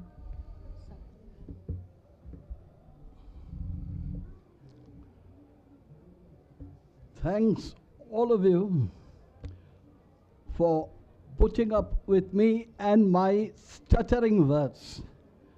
I won't tax your patience. On this lovely afternoon, there's so much outside going on to irresistibly distract you. I won't keep you long waiting.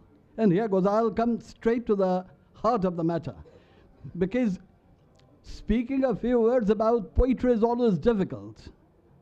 And I've always believed that poems speak best for themselves.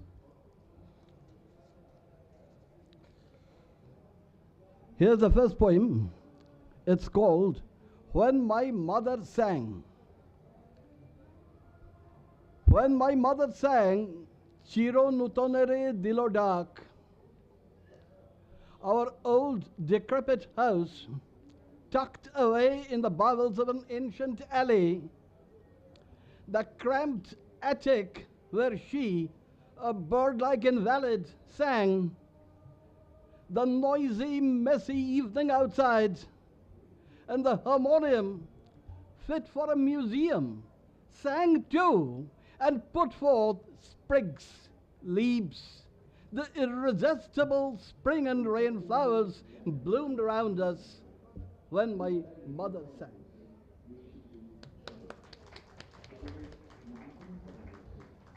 And if you can bear with me for one more minute, I'll give you another poem.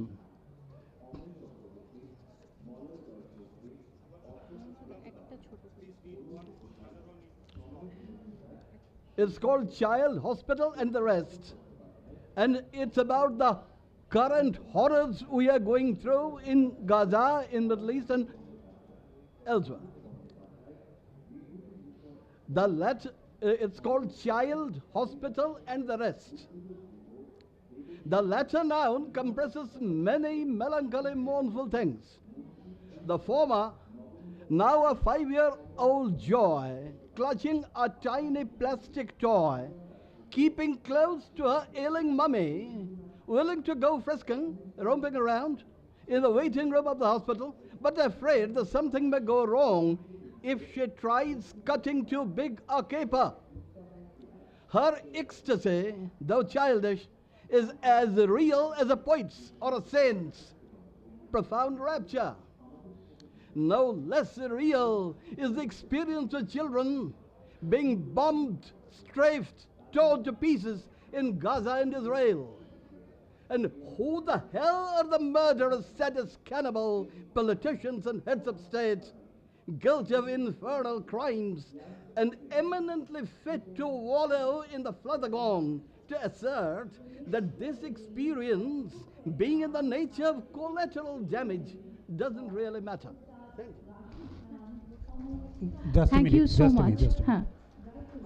আমার একটা announcement করার আছে। আমাদের এরপরে অনেকগুলো photo বুক আছে, আরও বই আছে। আমরা এরপরে আমাদের স্টলে একটা অথর ডিসকাশন রাখবো, ওখানে কবিতা পড়া যাবে। ওখানে আমরা অনেকটা সময় পাবো, কারণ রাত্রি 9টা অবধি আমাদের ওখানে সময় আছে। সো আমার একটাই রিকোয়েস্ট, একটা কবিতা পড়ুন প্লিজ। এটা just official launch in front of press. শুধু একটা কবিতা পড়ুন, বইটা আমরা জাস্ট দেখিয়ে দিচ্ছি, ব্যাস, that's all, nothing else, please. Over to Bodhan Mukherjee. Yeah, I know it's only 120 seconds that I'm. I'll read only one poem. It's a string of 46 poems, and this book is actually a scientific treatise. It has been made into poetry.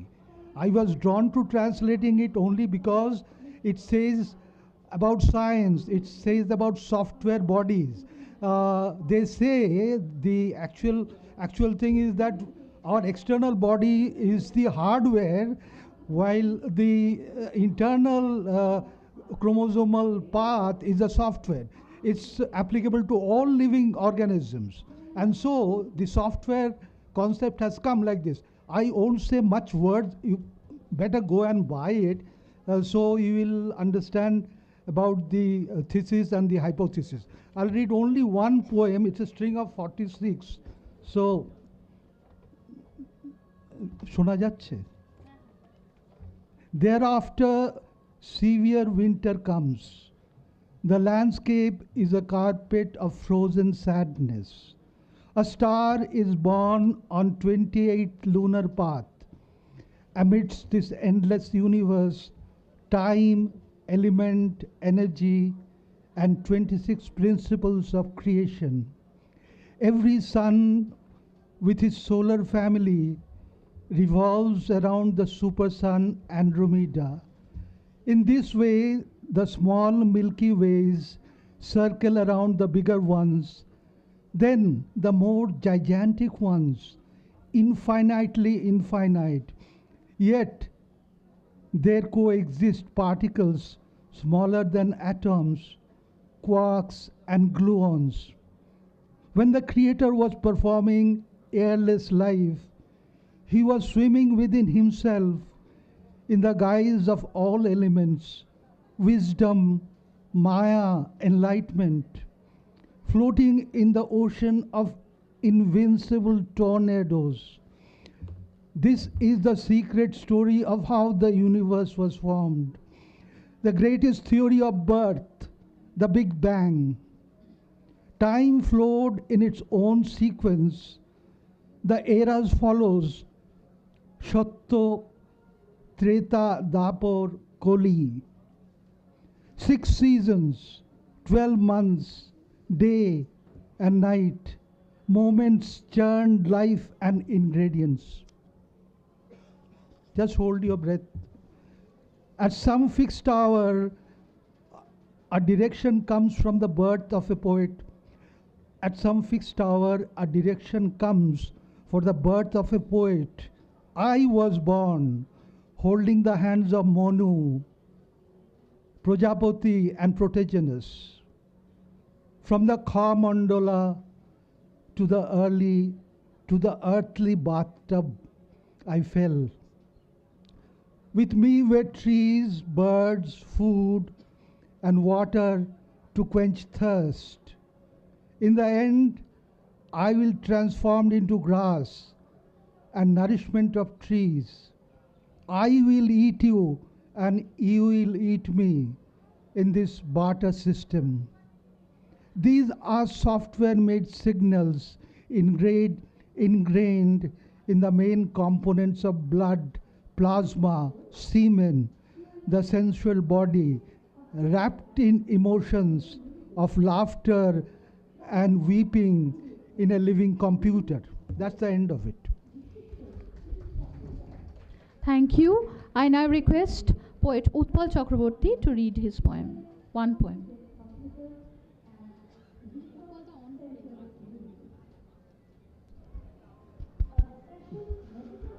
Warm greetings to everybody present over here.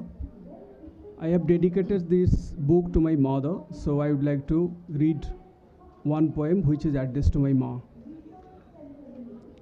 A sacred dot on the forehead, a shield for victory, a cozy wool shoving off the snowflakes, a cool breeze on hot milk, a sweet lullaby, a hand fan live through the sultry night, a wet 18-feet floral weave, frisked and frilled in sunshine, an impulse to embrace both good and evil, be dressed in all hues, slips and errors, mirth and nuisance, pamperings and tutelages, all these prompts of sad but sweet reminiscences lie uncared for until the mature children crave unabashed the openness of the sibling trees and birds to have showers before the universe, the goddess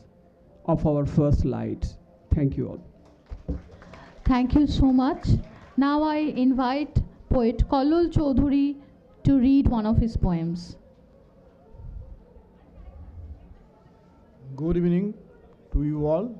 I thank Pen Prince Publication, especially Supriya Chakraborty and Sritani Chakraborty for publishing my poetry collection. I am reading a small poem from this collection. This is a wonderful cover designed by Supriya Chakraborty. Hussain Sagar Lake, Hyderabad. The bright moon moves in the chambers of clouds. The silvery moon in the lake below shines and gives love. The stout Chinese boy enjoys being with the tourist mother. The boy notices the silvery light appears in the lake water. In the lake, upon the island-like terrain, where majestic Lord Buddha, a statue of astonishing height, is built. The moon here reflects like Sujata. Sujata was a farmer's wife who wanted to have child, for which she went to Banyan Tree, where Gautam Buddha was in a trance, and he was fasting for 6 years. She fed Buddha Khira, with his he broke the fast. Namaskar. Thank you so much. For this session, our last poet, Rajarshi Patranovish, I would request him to read one from his soliloquy. मंजिल मिलेगी सही, मंजिल मिलेगी भटक कर ही सही, गुमराह तो वो है जो घर से ना निकले.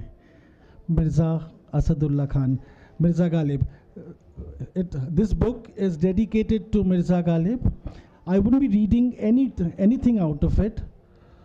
Hall number 1, stall 8. This book is there. These are indigenous ghazals in English. Perhaps I am perhaps the first person who had compiled ghazals in English. First Indian person who has compiled ghazals in English post-independence. And this is my second compilation. I would like every one of you, each one of you, to please be in the stall. Lay your hands on this book. Go through it. If you like, grab a copy. Thank you. Thank you so much. I request all our guests on the dais to kindly take their seats, and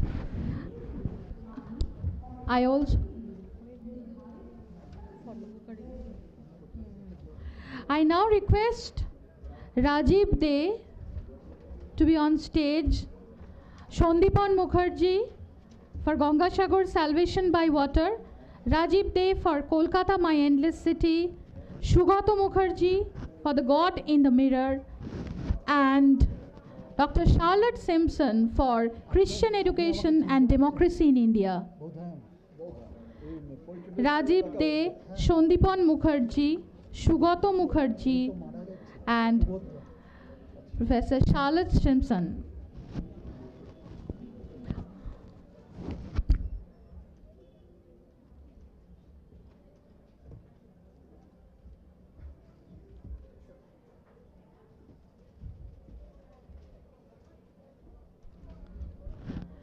I now request poet Prabal Kumar Bosu and Rajiv De to officially launch the book. Kolkata My Endless City. This is the photo book that we have. Photo book with poems.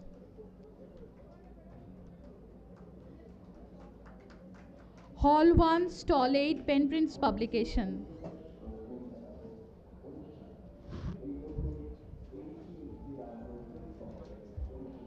Gangasagar Dal.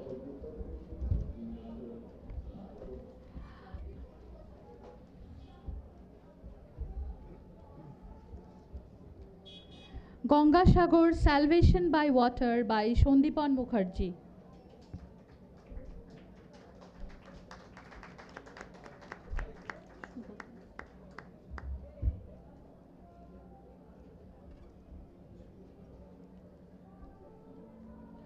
The God in the Mirror by Sugato Mukherjee.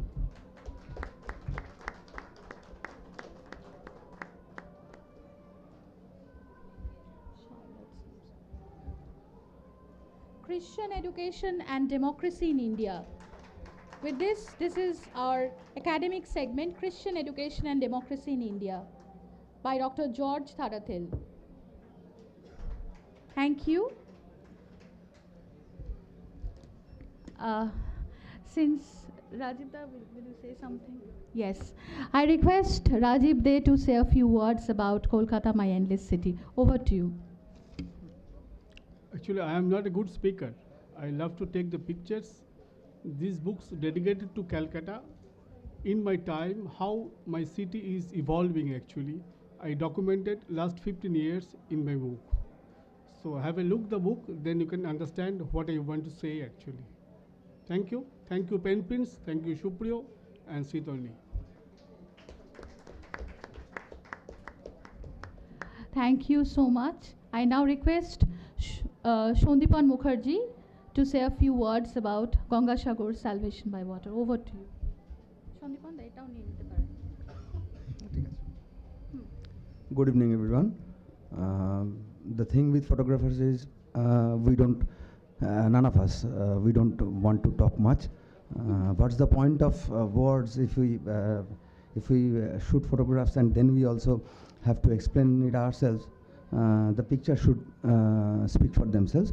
So I won't waste your time. The books are there, mine, Rajiv Das, Sugato's. Lay your hands on them, go to pen print stall, and good evening to you all again. Thank you. Thank you so much. Photographers speak less, their photos speak 1,000 words. Hall 1, Stall 8, Pen Prints Publication. Thank you so much, Shantipanda. Over to Sugato Mukherjee, the God in the Mirror. Good evening to you all. I guess we are running a wee bit short on time, so we'll just breeze through this. This is basically a compilation of 15 articles I have done over the decade for global media outlets like the BBC, Nat Geo Traveler, Atlas Obscura, Deutsche Welle, and Al Jazeera. I prefer to call this travel journalism because travel narratives sort of intersect and overlap with culture, history, food, and the environment to weave up this collection. Like the picture you see here, this is about an ancient syncretic cult in Malabar that dates back more than 1,500 years. And another story is on Shakespeare and Company, the famous Parisian bookstore. I'm sure a lot of you must be knowing about that. And I had the good fortune to spend a couple of days there on my 2 visits to Paris. And another story is about my descent into the depths of an active volcano in East Java in Indonesia to document sulfur miners there. And there's yet another story on human-leopard cohabitation in the Aravallis. That's an unique thing that's seldom seen anywhere else in the world. So that's about it. So yeah, and thanks a lot, Pen Prints. Thanks a lot, Shuprio and Sritonni. Thank you so much. Now I request Professor Charlotte Simpson. Dr. George Thadathil is not here today. He is out of India. So we have requested, ma'am, if you can say a few words on this book. A very good evening to this august gathering present here. I'm very happy to present this publication entitled Christian Education and Democracy in India. This is a collaborative venture of the Indian Institute of Advanced Studies, Shimla, and Pen Prints. Thanks to Shuprio and Sritoni for all your hard work. This particular publication, as the name very clearly explains it, is about Christian education institutions and the role they have played in democratic India. The title looks at Christian education institutions in the formation of the Indian democracy and also Christian education institution for a democracy. We are quite aware of Christian education institutions giving quality education and the so-called convent education. And as contributors to this work, we have tried to evaluate, reflect upon, and explore the work of Christian educational institutions in the development of the Indian democracy. We are looking at Christian educational institutions and their connectedness with the colonial project. There are papers that look at the work through the lens of Macaulay's Minutes of 1835. And we are also concerned about the Christian mission, which is at the heart of Christian educational institutions. And the Christian mission, as explained through love of neighbor, and neighbor not only the one who lives in proximity to us, but whoever benefits from what Christian education provides. We would love our readers to read the research, to critique it, to evaluate it, and to expand the horizons of research and scholarship. Thank you once again to one and all. Thank you. Thank you so much, ma'am, for coming. Before I request my guests to take the seats, I would request Rituparna Khan to felicitate Rajiv De.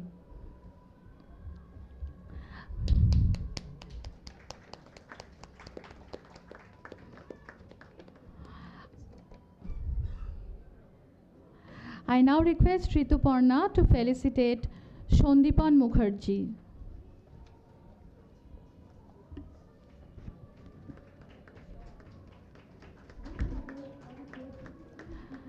The felicitation of Shugato Mukherjee.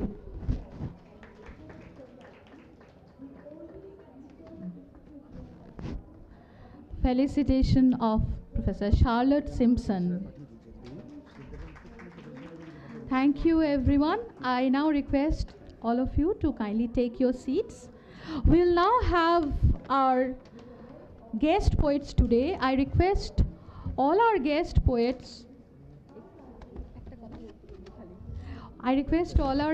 poets to read one short poem, please. But as our guest poets, poet Gopal Lahiri, poet Shekhar Banerjee, and poet Sharmila Rai, they are coming up on the dais. I request our special guest today, poet Prabal Kumar Basu, to say a few words or give us his best wishes.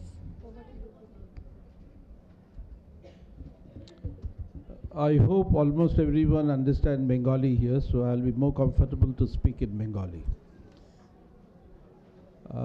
2021 সালে pen প্রিন্সের বোধহয় যাত্রা শুরু। সুপ্রিয়, you can correct me if I am wrong.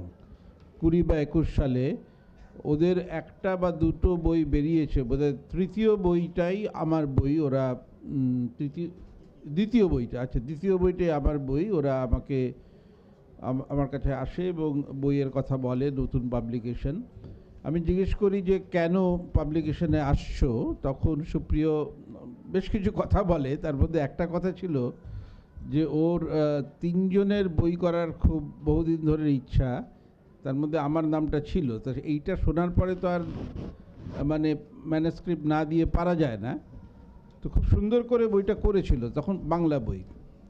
কিন্তু খুব অল্প সময়ের মধ্যে, মানে 2-2.5 বছরের মধ্যে আমি দেখলাম সুপ্রিয় has reached almost the pan India level. আমি ভারতবর্ষের প্রায় সব জায়গায় ঘুরে বেড়াই নানা কারণে, তো আমি মানে বেশিরভাগ জায়গায় আমি পেন প্রিন্সের কথা শুনি। আমাকে 3-4 দিন আগে একজন ইংরেজি ভাষী কবি, যিনি অধ্যাপনা করেন দিল্লিতে, অম্লান গোস্বামী, সে আমায় ফোন করে বলছিল যে পেন প্রিন্স খুব ভালো কাজ করছে। I share this with I think Sritanya Supriyo. তো আমার নিজের খুব ভালো লাগছে যে ওরা মানে একটা শুরু থেকে যে পাবলিকেশনকে, প্রকাশনাকে জানি, তারা ক্রমশ আস্তে আস্তে বড় হচ্ছে এবং সর্বভারতীয় স্তরে পৌঁছচ্ছে। আমি এক্ষুনি এখানে বইগুলো দেখছিলাম।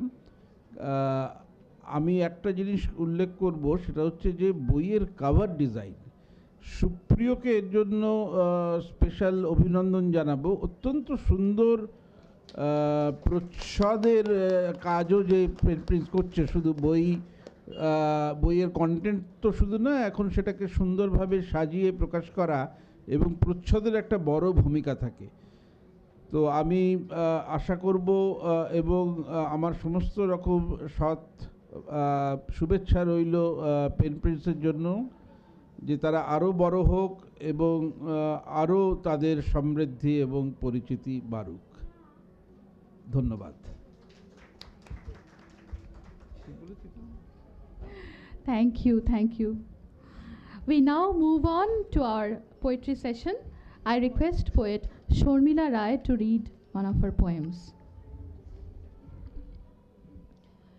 Thank you Supriyo and Sritonni for calling me here. My poem's name is Footnote to Stories. I drink from your footnotes. I roll my fingers over commas, full stops, and they grow into half-page sentences of facts and fiction. After a few pages, into stories. My roving eyes kiss the words, master chef of narratives, of desert souls, spaceships, tales locked in cloud box. My mouth rests on the meridians where chronicles wander, dance, and I grow in its effulgence. The long rain of stories create puddles, and I wade through them, conscious that they are slowly drowning me. I get up, pick up a book. The words emerge sticky with nectar, crawl all over my body, and sting. Thank you. Thank you so much. It touched all our souls. Thank you so much. Now I request poet Shekhar Banerjee to read one of his poems. A very good morning to you all. And sorry. Good evening. Good evening. Actually, I was quite lost in so many releases, so to say. Good afternoon, everyone. And thanks, Sritoni and Supriyo, for having me here. And many warm congratulations to all the poets and writers whose books were released today. I'll read a poem. We don't write letters anymore. So I think I will write this poem of letters and addresses. We don't write letters anymore, and we don't get them either. We have gone too far from each other, or else come closer enough to write a personal letter. We text petite text and receive long, boring work mails. We're happy with that because we can talk and make video calls. But we are becoming secretly quiet, like a conch shell with a restless silence. Words entwine our eyes and fingers when we earnestly try to stitch them together, and they fall off from the pages, our eyes and hands. Blank sheets flutter everywhere like white propositions in some armistice conference as we embark on a long journey to a silent place where all mute things reside, like loss, like love, like private letters. Only a graduate opaqueness waits at last, only a ripe attitude remains, the gist of things that we essentially tried together as a mode of private communication before we accept with perfect grace and equal clumsiness that we failed to yield enough common words.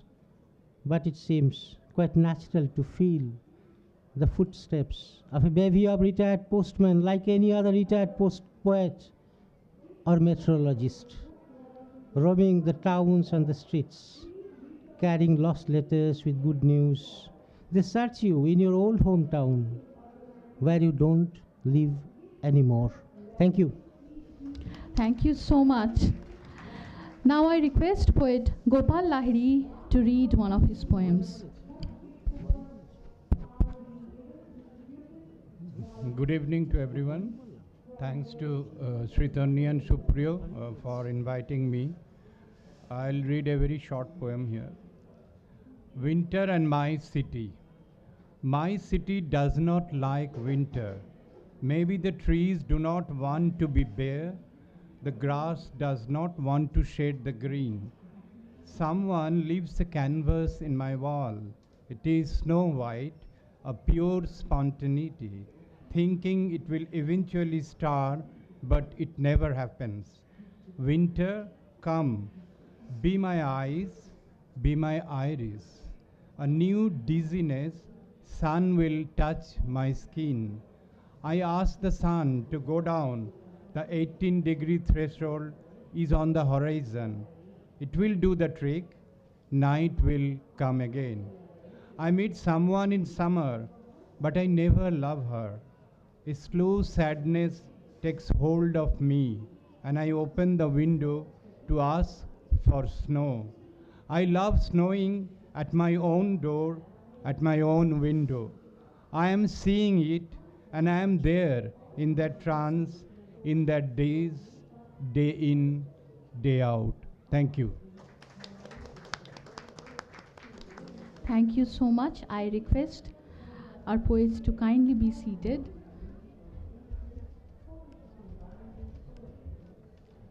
There's a special announcement. We'll be launching Medusa Says It All by Sritoni Chakraborty here.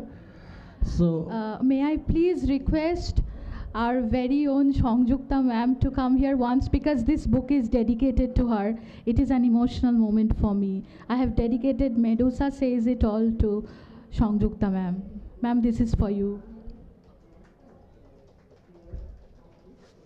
well, Sritoni, that was my line actually. Okay, anyway.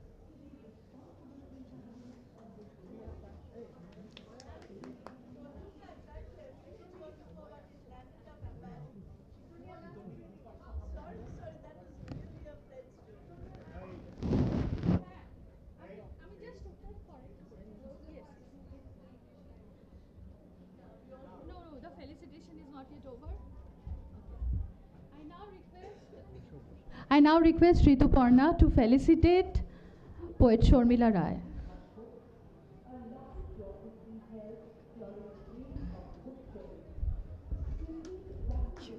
Big round of applause for poet Sharmila Rai. I now request Rituparna to felicitate poet Shekhar Banerjee.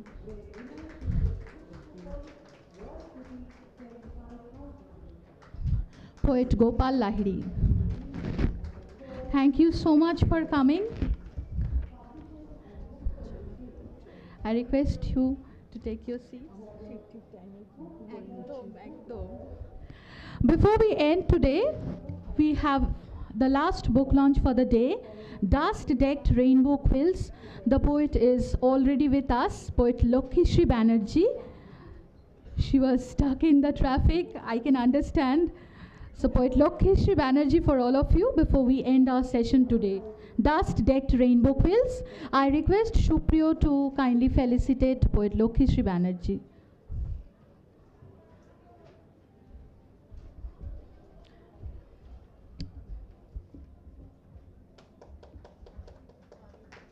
Thank you so much for coming.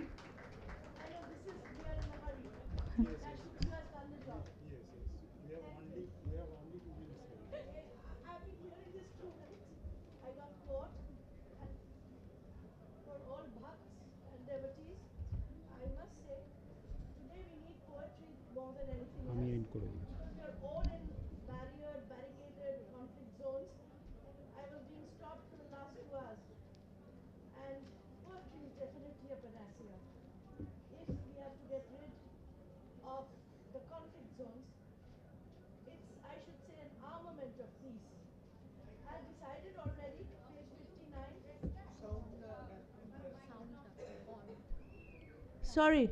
Oh, I'm very sorry. I thought we are all in conflict zones, so poetry is a panacea, and I think an armament for peace. I don't know, that's what I believe.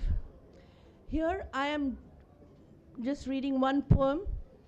It's in memory of Vincent van Gogh, and it's called I also forgot my glasses, which means quite bad. I mean, I could, the kind of leg pulling we've been going on throughout the day, she pulls mine, I pull hers. So I don't know where we'll end up, but I could use yours, no problem. I think I can do without it. Okay, it's called Sunflowers on Display We all know what is going on in Ukraine. Somehow, when I started writing this poem, we all know, like a painting, you start in the text, there's a context, and then it goes to the hypertext, the subtext, wherever text. It's all in the subterranean mind, and we write almost like a painter with verbal images.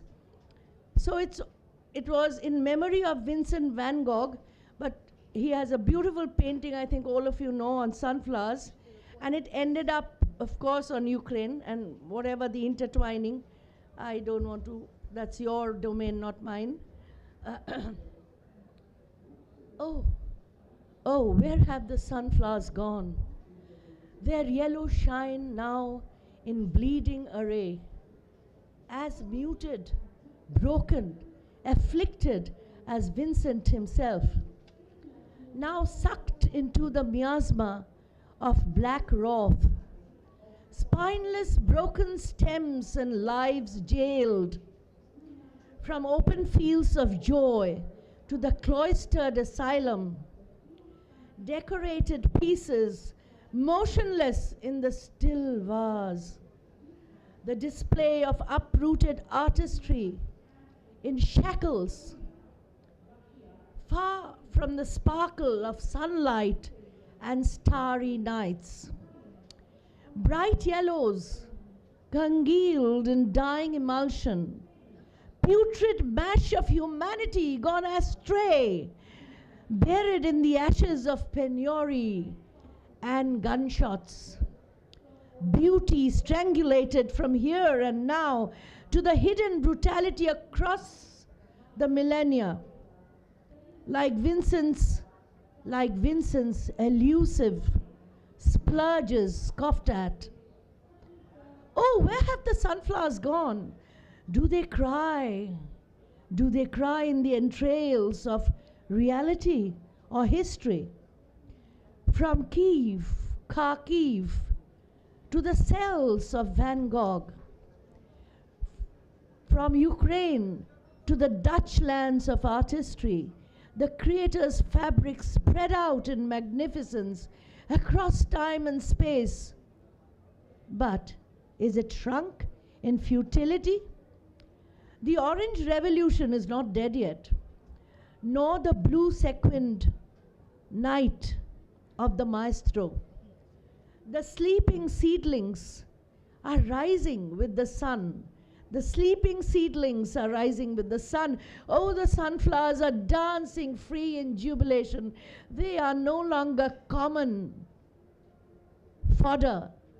They are no longer common fodder, nor refugees, nor abandoned in the raging chains of sanity.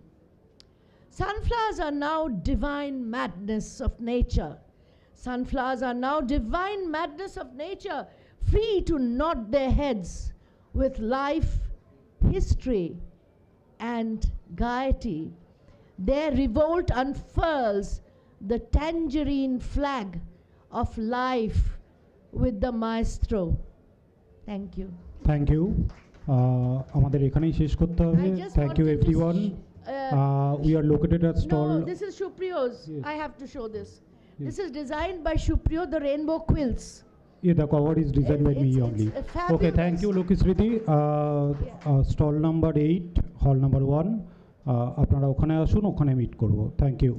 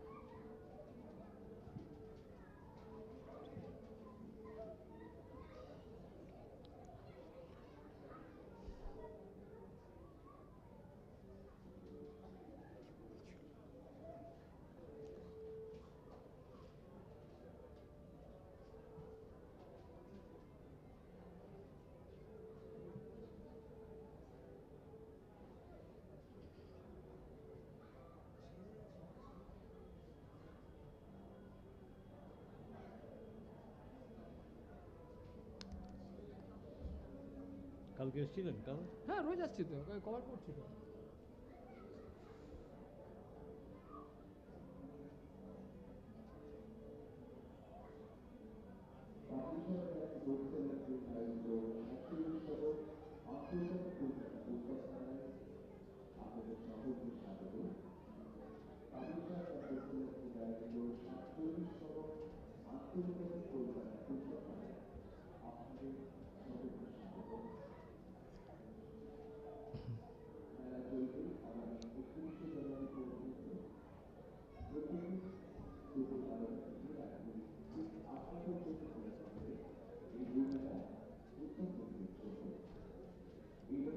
হ্যাঁ বসুন। হ্যাঁ হ্যাঁ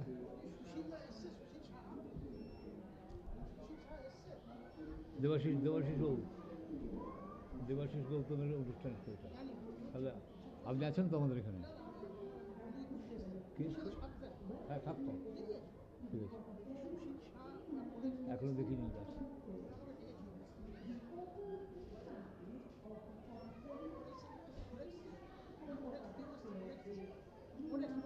হ্যাঁ হ্যাঁ হ্যাঁ করেছি। ও আচ্ছা, codex change অনুষ্ঠান এখন আর দেখতে পাইনি কাউকে।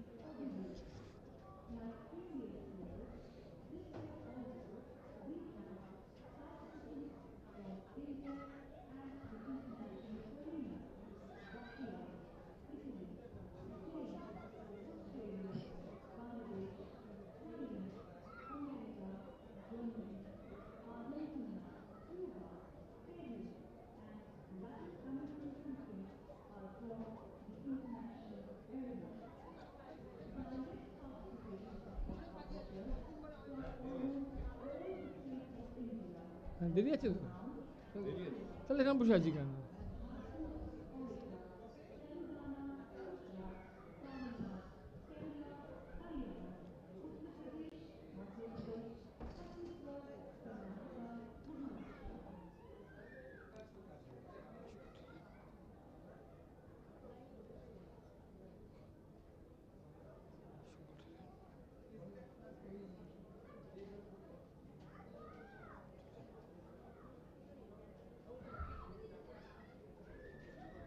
প্রকাশক পাঠালো।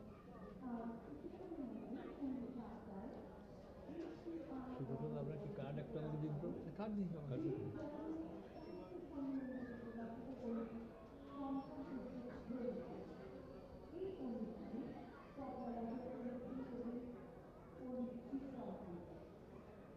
একজন আমেরিকানকে আপনার বইটি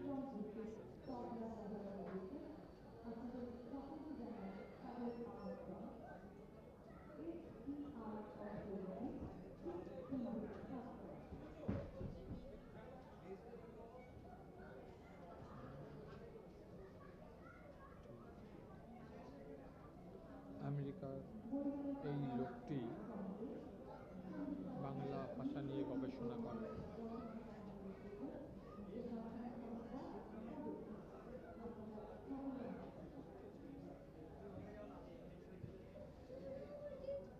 বইমেলায় এসেছেন ছোটদের বাংলা বইয়ের জন্য।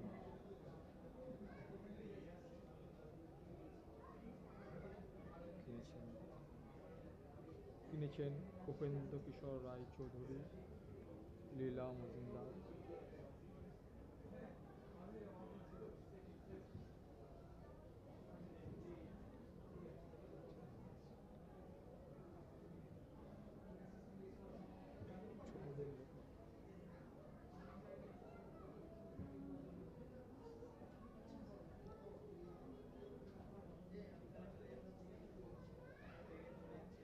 বাংলা শিশু সাহিত্যের লেখক।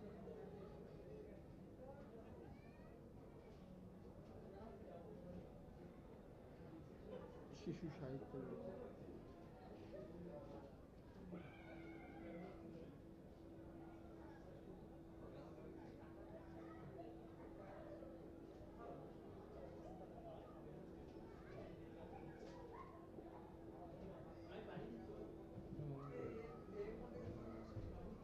যোগেন্দ্রনাথ সরকার, দক্ষিণারঞ্জন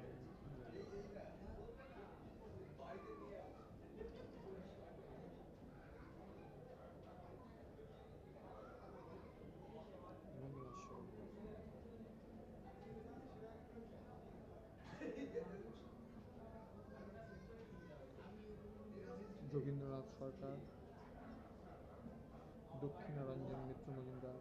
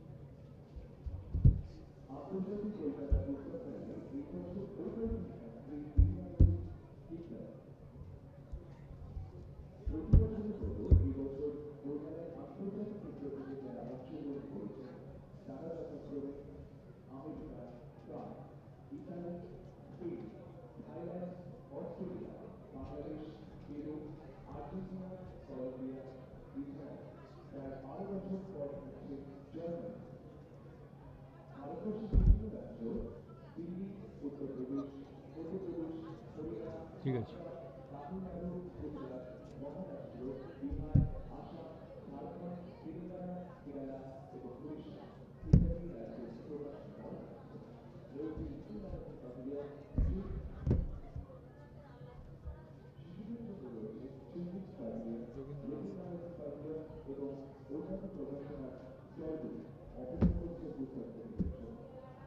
এলাকার প্রত্যহ বেলা 12টা থেকে রাত্রি ঠিক 8টা পর্যন্ত খোলা থাকছে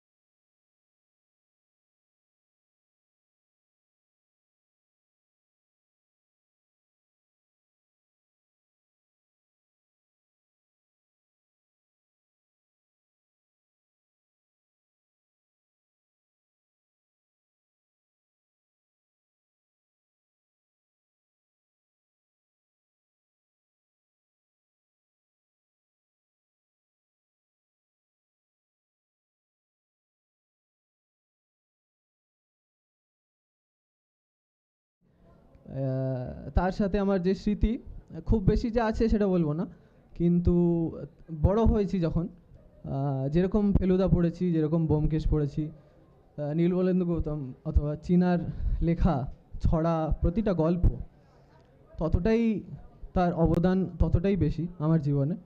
তো আজকের দিনটা সত্যিই খুব বড় এবং খুব বড় একটা অ্যাচিভমেন্ট আজকে যে আমাদের বইটা পাবলিশ হচ্ছে। তো এখানে চীনার জীবনের কিছু কাছের মানুষ আজকে এসছেন উপস্থিত আমাদের, তাদেরকে একে একে আমি নাম ধরে ডেকে নেব। ডক্টর আনন্দ চন্দ, সুশীল সাহা, বংশীবদন চট্টোপাধ্যায়, স্বপন দাস, অমিত রায়, শুভেন্দ্রনাথ বন্দ্যোপাধ্যায়, দিগ্বিজয় চৌধুরী, অনন্যা চক্রবর্তী, কমলেশ বেরা, ত্রিদীপ চট্টোপাধ্যায়। ধন্যবাদ।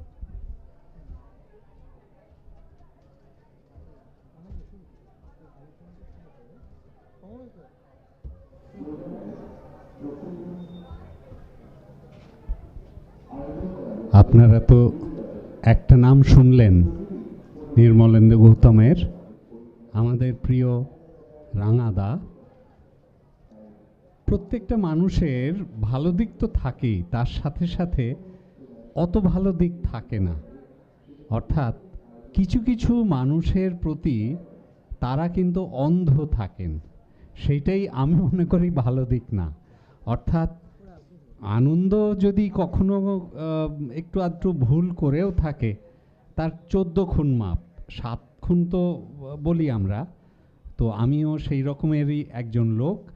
এবং উঠতে বসতে যে কোনো জীবনের ডিসিশন সে রাঙাদাই নিক আর আমরাই নিই না কেন, আমরা একটা বৃহত্তর পরিবার। কি ডাক্তারিতে, আমি পেশায় ডাক্তার, তো আমাকে খুব আদর করে বলতেন, তোমার তো লোক মারার লাইসেন্স আছে, কাজে তোমার তো 7 খুন মাপ নয়, তোমার 14 খুন মাপ। তো আমাদের আশেপাশে যারা আজকে যাদের দেখছেন, তাদেরও আমরা অনেক ছোট থেকে অনেক দিন থেকে দেখছি। তো আমরা এটাকে খুব ফর্মাল না করে আমরা প্রত্যেককে বলবো যে এই একটা আলোচনার মধ্যে, একটা আড্ডার মধ্যে কি করে আমরা রাঙাদা যেখানেই থাকুন না কেন নিশ্চয়ই ও দেখছে যে কে কে এসেছে, কে কে কি কথা বলছে। আমরা চোখে হয়তো দেখতে পাচ্ছি না রাঙাদাকে, সেই রকম আমরা একে একে মানে ডেকে নেব, ডাকবো ঠিক না, আমরা পার্টিসিপেট করব। আমরা যে যার মনের কথা আপনাদের সাথে ভাগ করে নেওয়া।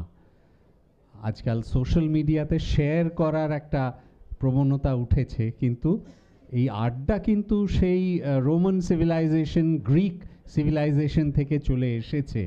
সেখানে জিমনেজিয়ামে যেরকম শরীরচর্চাও হতো, তার সাথে সাথে মনের চর্চাও হতো। কাজে আসুন আমরা আগামী কিছুক্ষণ, কিছু পলগুলো আমরা সেই রকমভাবেই কাটাই। নমস্কার, আমার নাম সুশীল সাহা। এই বইটির সম্পাদনা করার সূত্রে আমার এর সাথে যোগসূত্র।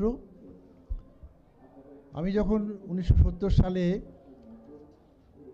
তদানীন্তন পূর্ব পাকিস্তান থেকে চিরতরে এই দেশে চলে আসি, প্রথম যে কয়জন মানুষের সাথে আলাপ হয়েছিল তার মধ্যে নির্মলেন্দু একজন।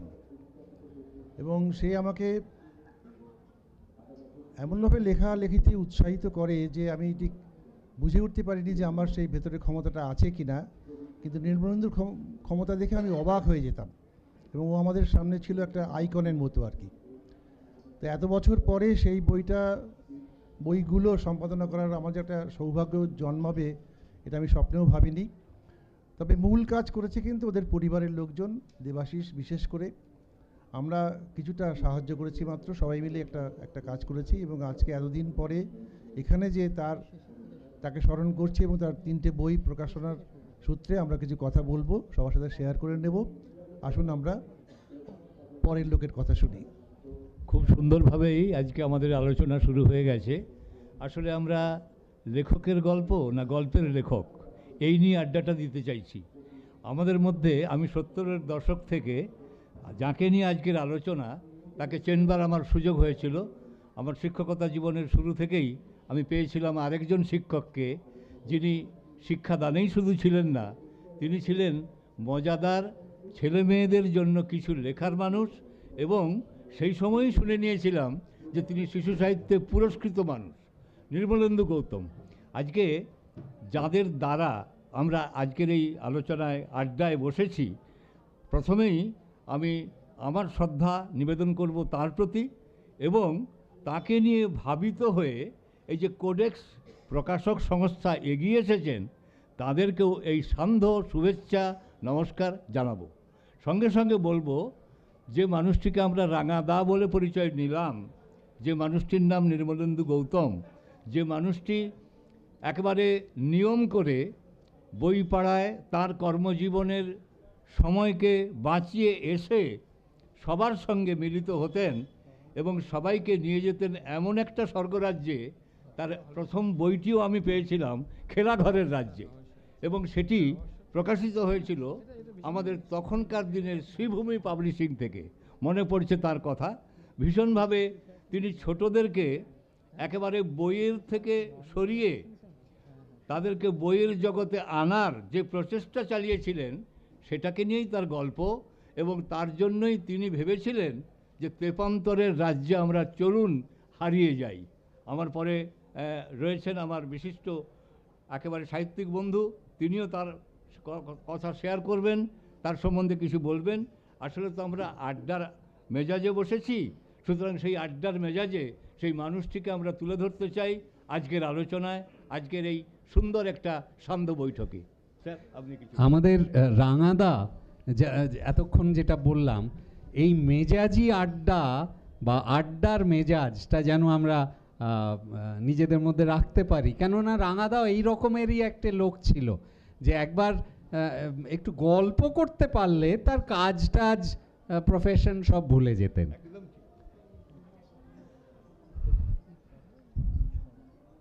প্রথা ভাঙার একটা প্রয়াস নির্মলেন্দুদার মধ্যে ছিল, আমরা সবাই জানি। তাই আজকেও আমরা ঠিক বক্তব্য রাখা, ভাষণ দেওয়া, স্মৃতিচারণা ইত্যাদি করছি না, আমরা আড্ডার মধ্যেই যাচ্ছি। নির্মলেন্দুদার সঙ্গে আমাদের পরিচয়টা এত নিবিড়, আমরা ওই পরিবারেরই একজন হয়ে গেছি, আমি এবং আমার পরিবারের সবাই। আমার কথা বলতে গিয়ে হয়তো একটু ব্যক্তিগত কথা এসে পড়বে, তার জন্য আপনারা আমাকে ক্ষমা করবেন। কিন্তু কেমন করে নির্মলেন্দুদার সঙ্গে আমাদের পরিচয় হলো, সেইটা বলতে গেলে একটু ব্যক্তিগত কথা বলতেই হবে। আমার পিতৃদেব কথা সাহিত্যিক শচীন্দ্রনাথ বন্দ্যোপাধ্যায়, তিনি একসময় লোকরঞ্জন শাখার নাট্য পরিচালক ছিলেন এবং নানান জায়গায় ঘুরে ঘুরে অভিনয় করতে হতো নাটকের। সেবার 1958 সাল, আমার তখন 5 বছর বয়স, আমি শুনেছি, আমি তো ছিলাম না, ওরা জলপাইগুড়ি গিয়েছিলেন লোকরঞ্জন শাখার নাট্য অভিনয়ের জন্য। সেই খবর জেনে নির্মলেন্দুদা, দেবাশিসদা, সুধাময়দা এরা সবাই চলে এসেছিলেন বাবার সঙ্গে আলাপ করার জন্যে, যেহেতু বাবার লেখার এরা ভীষণ অনুরাগী। সেই দিনই এরা ভালোবেসে ফেললেন বাবা এদের সবাইকে, এবং এরাও আমাদের পরিবারের একজন হয়ে গেলেন। তারপরে যখন এরা কলকাতায় চলে এলেন, নিয়মিত যাতায়াত, দেখাশুনো, তেপান্তর, রূপসী বাংলা ইত্যাদি পত্রিকায় লেখালেখি, এই সবের মধ্যে দিয়ে নির্মলেন্দুদা একদম হৃদয়ের মানুষ হয়ে গেলেন। আমি খুব সামান্যই লেখালেখি করি, তবু নির্মলেন্দুদা একটা কথা খুব বলতেন আমাকে বিশেষ করে, শোনো, তোমার লেখা যেরম দেখি, তাতে তুমি ছোটদের লেখা খুব ভালো লিখতে পারবে, চেষ্টা করো না কেন? আমি বলতাম, হ্যাঁ নিশ্চয়ই চেষ্টা করব। তারপরে লিখেছি, ওকে পড়ে শুনিয়েছি, দেখিয়েছি, উনি খুশি হয়েছেন। আর যখনই দেখা হতো এত প্রাণের উত্তাপ পেতাম ওর কাছ থেকে, সেইটা আজকাল সচরাচর পাওয়া যায় না। আমার কন্যা নবনালন্দা স্কুলের ছাত্রী ছিল, সেই স্কুলে নির্মলেন্দুদা পড়াতেন। ওর মুখে শুনতাম বাংলা ক্লাসগুলোকে কিভাবে নিস্তব্ধ রাখতে হয়, সেটা নির্মলেন্দুদা ভীষণ সুন্দর জানতেন। আমার সৌভাগ্য হয়েছিল যে এর আগে যে 2টি খণ্ডে ওর রহস্য অমনিবাস বেরিয়েছিল, তো দেবাশিসদা আমাকে অনুরোধ করেছিলেন যে তার ভূমিকা লিখে দেওয়ার জন্য। তো আমি 2টি খণ্ডেরই ভূমিকা লিখেছিলাম, একটি ভূমিকাই 2টি বইতেই ছিল। তো তখন আবার নতুন করে ওর এই রহস্য লেখাগুলো পড়তে শুরু করলাম, আর অবাক হয়ে গেলাম। একটি চরিত্র গোয়েন্দা, অমল তার নাম, সে কি অসাধারণভাবে সমস্ত রহস্যকে উন্মোচন করে দিচ্ছে। এবং অমল বলতেই তো মনে পড়ে যায় ডাকঘরের সেই অমল। এবার তুমি কোথায় গিয়েছিলে ফকির? এবার আমি ক্রৌঞ্চদ্বীপে গিয়েছিলাম। সে ভারী অদ্ভুত দেশ, সে পাখিদের দেশ, তারা শুধু ওড়ে আর গান গায়। তো অমল একটি নিষ্পাপ মনের ছেলে, নির্মল আনন্দের ছেলে, ঘরে বসে থাকতে হয় তাকে। তো নির্মলেন্দুদার এই অমল চরিত্রটি পড়তে পড়তে আমার বারবারই মনে হয়েছে কি অসাধারণ উনি ভাবতেন নাম নিয়ে, চরিত্রের নাম। এই চরিত্রের জন্য অমল নামটি সব থেকে সুপ্রযুক্ত বলে আমার মনে হয়েছে। নির্মলেন্দুদার ভাষা কি অদ্ভুত। এখানে অনুষ্ঠানে আসার আগেই আমি বাড়িতে পড়ছিলাম ওর ওই রহস্য অমনিবাসের গল্পগুলো, দেখছিলাম একটা শুরু করলে শেষ না হওয়া পর্যন্ত আমি থামতে পারছি না। যেমনি বড় মনের মানুষ, তেমনি বড় সাহিত্যিক। আমার স্থির ধারণা আমার পিতৃদেবকে নিয়েও যেমন এখনো অনেক কিছু আলোচনার বাকি রয়ে গেছে, অনেক বইও এখন ওর ছাপা নেই, আমি চেষ্টা করছি বার করবার। ঘটনাচক্রে আজকেই বাবার লেখা একটি বই দ্বিতীয় অন্তর লালমাটি প্রকাশন থেকে প্রকাশিত হবার জন্য আমার হাতে কয়েকটি কপি এসে হাজির হয়েছে। তো দেবাশিসদা বলেছেন আজকের এই অনুষ্ঠানে সে বইটিও আনুষ্ঠানিকভাবে প্রকাশ করে দেবেন। আমি নিয়ে এসেছি সঙ্গে করে দ্বিতীয় অন্তর বইটি বাবার নিজের সব থেকে প্রিয় বই, আমাদেরও প্রিয় বই। অদ্ভুত একটি অন্যরকম উপন্যাস। আপনারা যদি পরে লালমাটি থেকে সংগ্রহ করে নেন আমি আন্তরিকভাবে খুশি হব।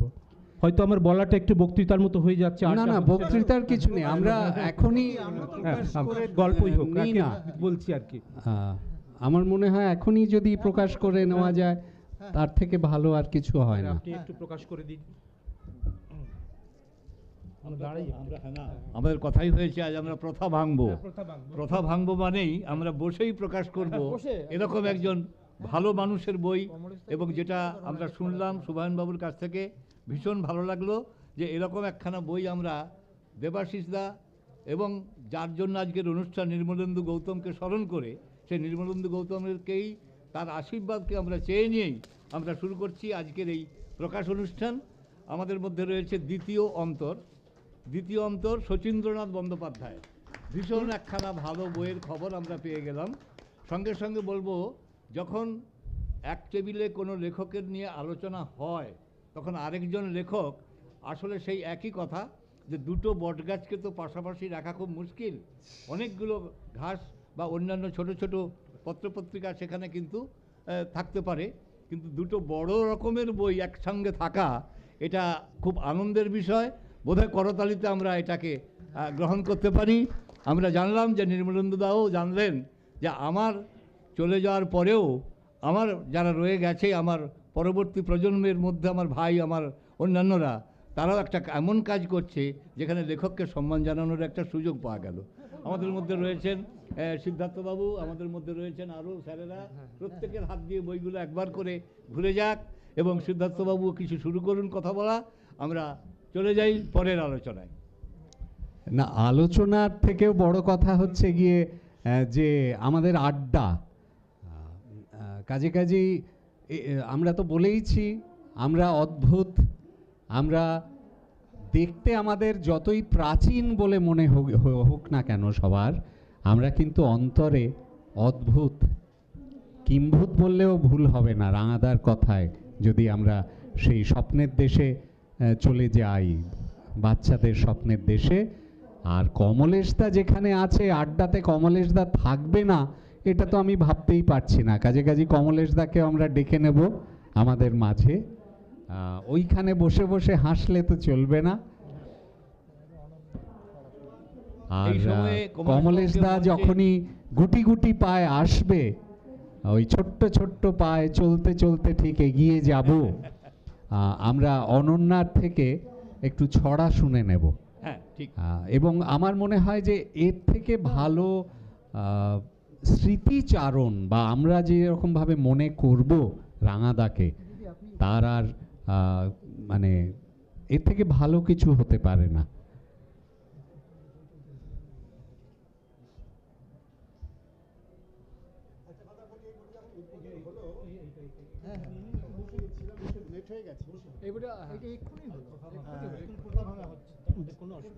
যাই হোক, এটা যখন উদ্বোধন হলো, যখন আমি ছিলাম না, একটু দেরি হয়েছে আসতে আমার। তো গেট ছিল 7 আর এই গেটটা 1, এই হাঁটতে হাঁটতে সময় লেগে গেছে। যাই হোক, এই বইটা সম্বন্ধে আমি কিছু এখনও পড়িনি, তবে আশা করি বইটা কিনে নিশ্চয়ই পড়বো, এইটাই বলার জন্য।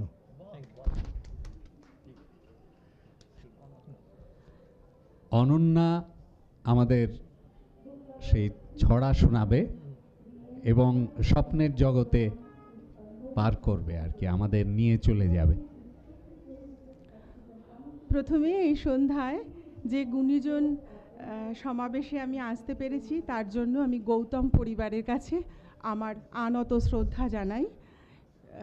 আমাকে দেবাশিস দা আজকে আসতে বলেছেন এবং কি বলবো, আদেশ করেছেন।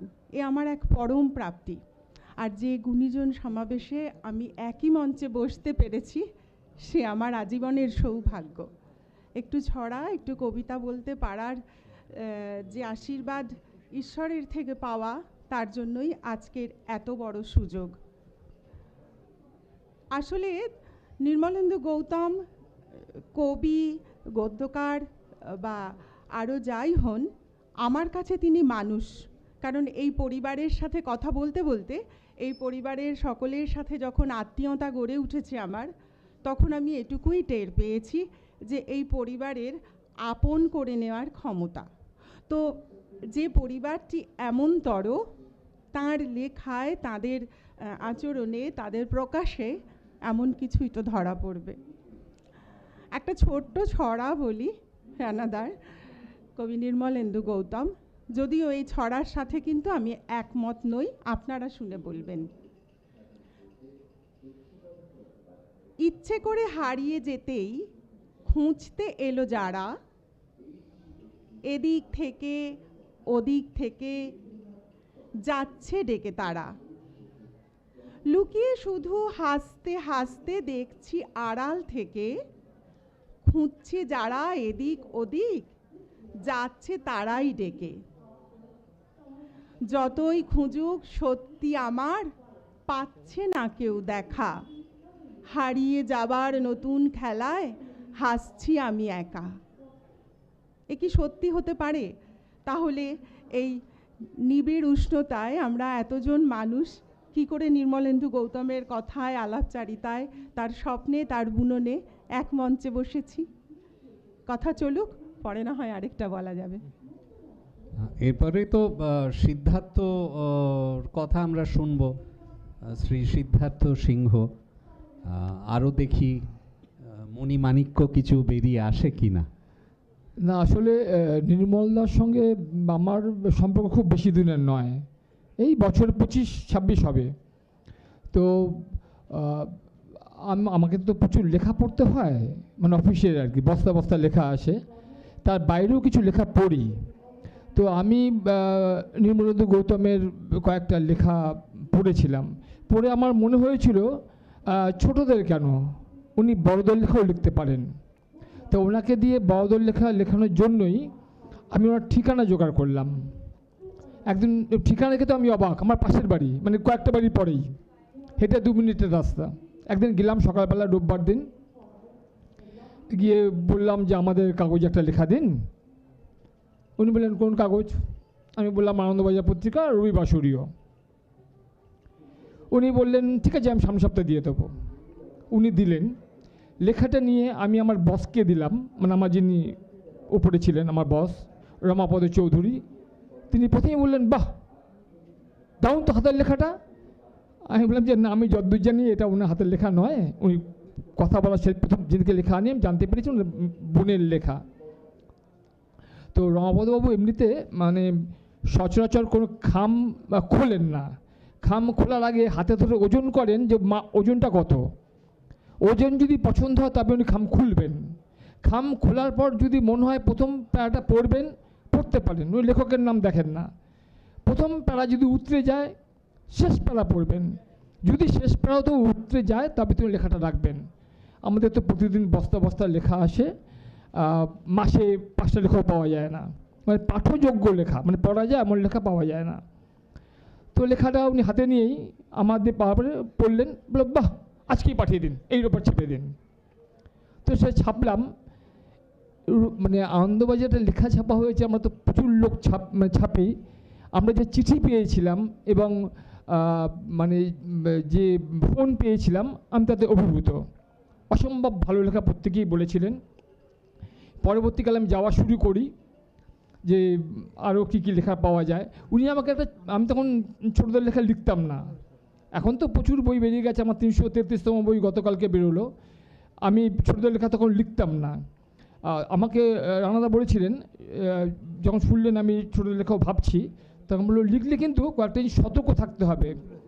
কোনো বাচ্চার বইতে, ছোটো শিশু সাহিত্যে বাচ্চাদের দিয়ে সিগারেট খাওয়ানো দেখানো যাবে না। মানে বড় দিয়েও সিগারেট খাচ্ছে এই দৃশ্য রাখা যাবে না, মানে যেটা বাচ্চাদের অভ্যাসে পরিণত হতে পারে পরবর্তীকালে। সেই সব সূত্রগুলো উনি আমাকে বলেছিলেন। আমি পরবর্তীকালে লেখাতেও সেগুলো ব্যবহার করেছি। আর রাঙাদার সঙ্গে আমার থেকে আমার ছেলের খুব ভালো সম্পর্ক। রাঙাদাকে আমার ছেলে বলতো বড় বস, আর দেবাশিস মানে বাবুটাকে বলতো ছোট বস।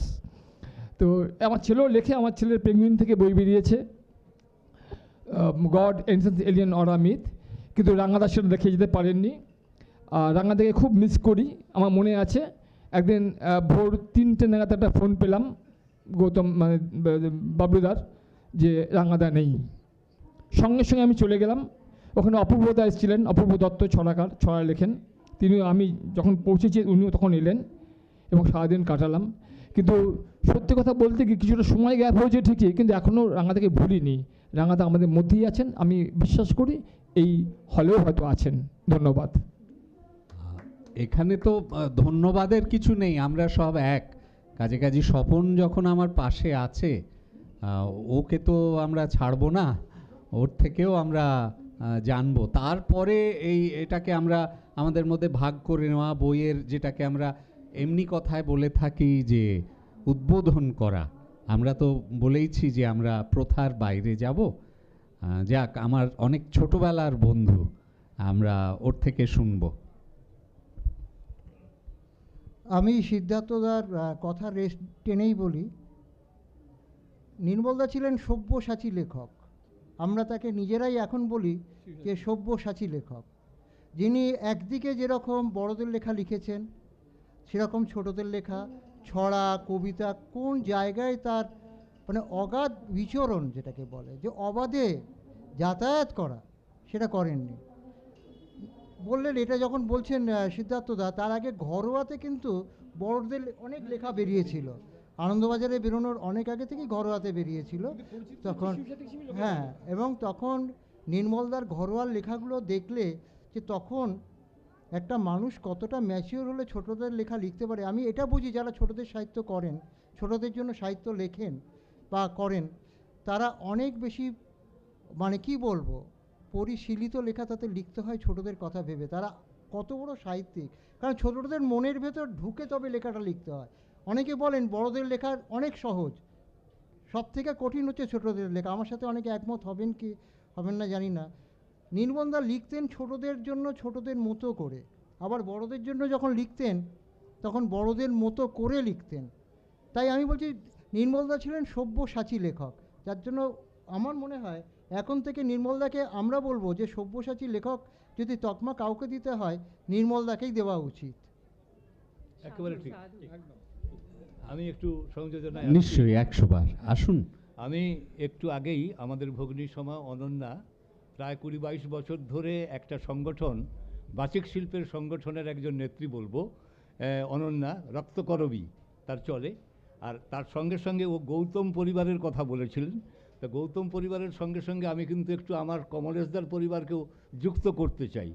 কারণ আমরা জানি যে আজকে আমাদের মাধ্যমিক উচ্চ মাধ্যমিক বিদ্যালয়গুলোতে বই পড়াতে গেলে বইয়ের আমাদের একটা টিভি নাম্বার নিতে হয়, টেক্সট বুক নাম্বার।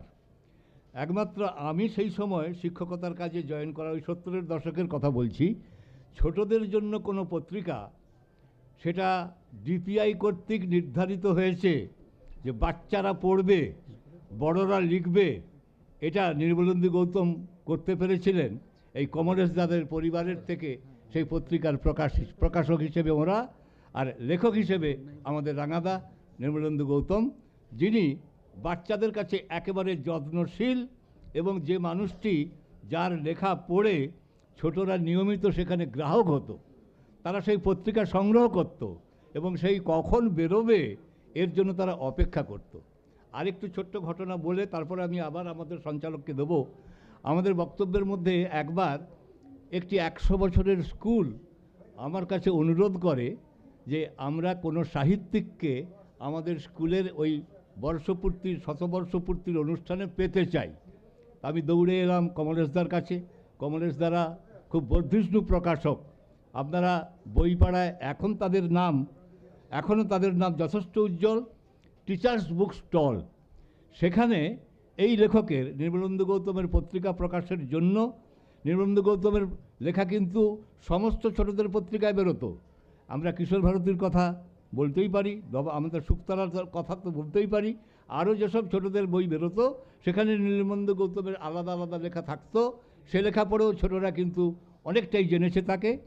এখানে যে পত্রিকাটা তিনি প্রকাশ করতেন, আমি কমলেশবাবুর কাছে এসে বলেছিলাম যে আমার একজন সাহিত্যিককে দরকার, যাকে ওই স্কুলেতে একেবারে উলবেড়িয়া থেকে নেমে আরও 30 কিলোমিটারের ভেতরে নিয়ে যেতে চাই, এবং তিনি যদি আগ্রহ প্রকাশ করেন তাহলে খুব ভালো হয়।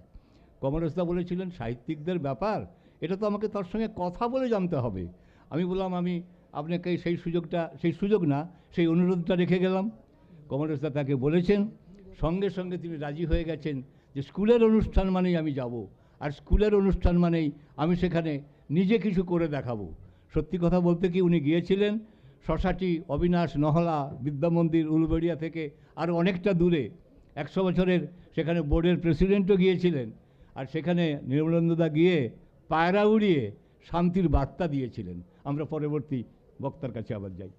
হ্যাঁ, সে তো 100 বার।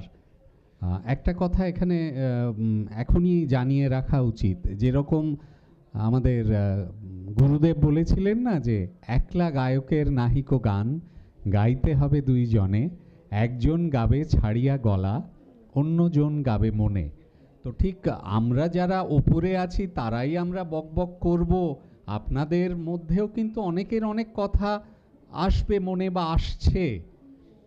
আপনারাও কিন্তু নির্দ্বিধায় আমাদের সাথে একটু এসে যোগ দিতে পারেন, তার মধ্যে কোনো মানে হেজিটেশন বা এইরকম যেন কিছু না থাকে। আমরা আবার কবিতায় চলে যাব অনন্যার কাছে।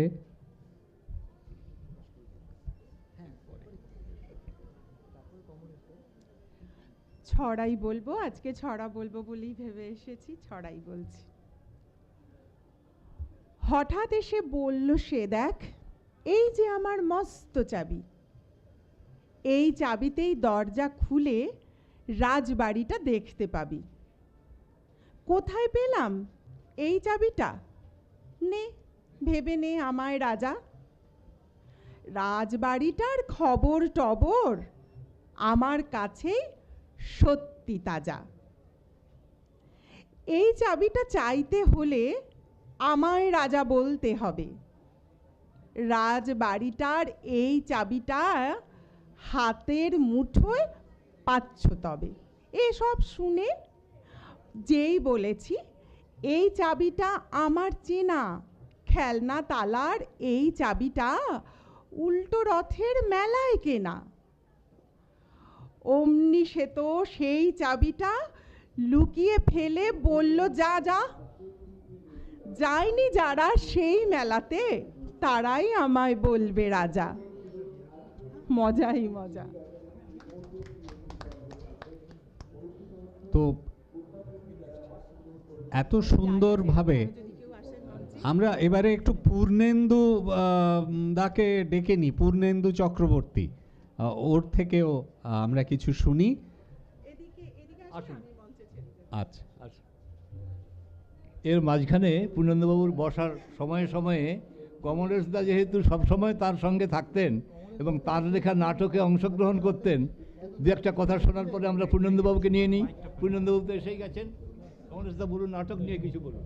আচ্ছা, আমি বলছি, আমি ওনাকে আগে সুযোগ করে দিই, তারপরে আমি বলছি। ঠিক আছে, পূর্ণেন্দুবাবু বলুন।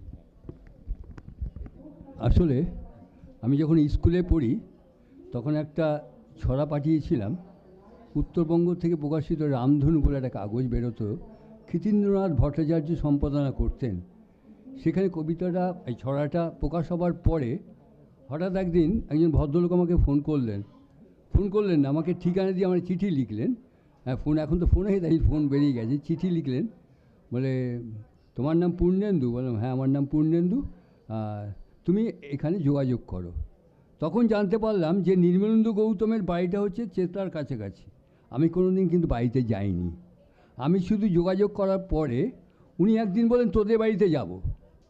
আমার বাবা বিখ্যাত সাহিত্যিক, রাষ্ট্রপতি পুরস্কার প্রাপ্ত। একটু আগে বলছিলেন আনন্দবাবু যে লোকরঞ্জন শাখায়, বাবাও ছিলেন লোকরঞ্জন শাখায়। আমার বাবার নাম হচ্ছে নরেশচন্দ্র চক্রবর্তী। ওই যে পঙ্কজ কুমার মল্লিক, নেপাল নাগ এবং নরেশচন্দ্র চক্রবর্তী, বাবার লেখা বই ভারতের সাধক কবি, রাষ্ট্রপতি পুরস্কার প্রাপ্ত। এই এক্ষুনি আগে বললেন লোকরঞ্জন শাখায়। তা সেখান থেকে যে আমার বাড়িতে একদিন হঠাৎ উপস্থিত হলেন, কোনো কিছু আমন্ত্রণ বা নিমন্ত্রণ কোনোটাই নয়, তিনি হঠাৎ চলে এলেন, বলে তোকে ভালো লাগলো তো ছড়াটা দেখে, তোকে তাই চলে এলাম। তখন আমাদের বাড়িতে একটা গাছ ছিল, আর আম গাছ। সে আম গাছের নিচে আরেকজন ভদ্রলোক কিছু উপস্থিত, তার নাম হচ্ছে দেবাশিস গৌতম। এই দুজন মিলে এই গল্প করতে করতে এসেছিলেন প্রায় 2টোর সময়। যখন বাড়ির দিকে উনি পথ বাড়ালেন তখন রাত্রি 9টা বাজে। এই যেটু বললেন না, গল্প করলে সময় যে কখন চলে যায় এটা কখনো তিনি ভাবতেও পারতেন না। আর তারপর আমি দেখেছি অনেক ছোট ছোট লেখক বন্ধুরা এই নির্মলেন্দুর বাড়িতে সকালবেলায় 7:30 বাজলে উপস্থিত হয়ে যেত। আমি কিন্তু এর ঘোর বিরোধী ছিলাম। আমি জানতাম তখন দেবাশিস গৌতম টিভিতে কাজ করছেন, তাই জানি যে ওই সমস্ত লেখকরা ওই টিভিতে কিছু পাঠ করবেন বলে কিছু নির্মলেন্দুর কাছে গিয়ে উপস্থিত হতেন। তাদের লেখা কী হতো নির্মলেন্দু নিশ্চয়ই বুঝতে পারতেন, কিন্তু তাদেরকে বলতেন তুমি আগে লিখতে হবে, তোমার লেখা তুমি যদি ঠিক না করে দেবে তাহলে তোমার সুযোগটা কিন্তু পাবে না। একবার আমি সুযোগটা করে দিই, তৃতীয়বার কিন্তু সুযোগের পারবে না, হঠাৎ দেখবে সিঁড়ি থেকে নেমে পড়েছো আবার। আর আমি এই নির্মলেন্দুর সাথে ব্যক্তিগতভাবে আরও অনেক জায়গায় যোগাযোগ করেছি, কথা বলেছি, আড্ডা মেরেছি, যেটা বলা হয়। সেই আড্ডায় আমি বন্ধু বলবো না, আমি ছোটো ভাইয়ের মতো কাজে, কিন্তু আমাকে বন্ধু হিসাবে মেনে নিয়েছিলেন। আমাদের এই শিখাদেব এখানে আছে, ওর মানে কবি সংলাপ বলে একটা কাগজ বেরোতো, সেই কাগজে প্রথম লেখক হিসাবে এই শিখাদেব, তার কবি হিসাবে তাকে পুরস্কার করা হয়েছিল হচ্ছে একাডেমিতে। তা সেদিনও এই যে দেবাশিস গৌতম ছিলেন, বলেন যে তোর এই লেখা, হ্যাঁ তোর জন্যেই আজকে কিন্তু রাঙাদা কিন্তু এই পুরস্কারটা দেবে। আমার জন্যে? তাহলে লেখাটা কার? আমার না তো, নির্মলেন্দু গৌতমের লেখা তো। তাহলে তা এইরকম ব্যাপারটা ছিল, টুইস্ট করতে পারলেন। আর একটা কথা, লাস্ট কথা বলি, নির্মলেন্দুকে দেখতাম একটু আগে যে বলছিলেন যে সব্যসাচী ব্যাপারটা আমি বলবো যে তার থেকেও যদি অন্য কিছু সঙ্গে যুক্ত করা যায় তাহলে ভালো। তিনি নাটক যেমন লিখতেন, তিনি গল্প লিখতেন, রহস্য কথা বলতে পারতেন, রহস্য গল্প, শুধু গল্প কথা না, গল্প কথা লিখতে পারতেন, পাশাপাশি ছড়া কবিতা সবই তো তিনিও তো রাষ্ট্রপতি পুরস্কার পেয়েছিলেন। তাহলে ভাবতে হবে যে তার গুণগত দক্ষতা কোথায় ছিল। আমরা পরিমাপ করি না, আমরা যখন তার কাছে যে পৌঁছাই তিনি ছিলেন বন্ধু, আর তার কাছ থেকে সরে এলে তখন মনে করতাম তিনি একজন মহর্ষি। সবাই ভালো থাকবেন।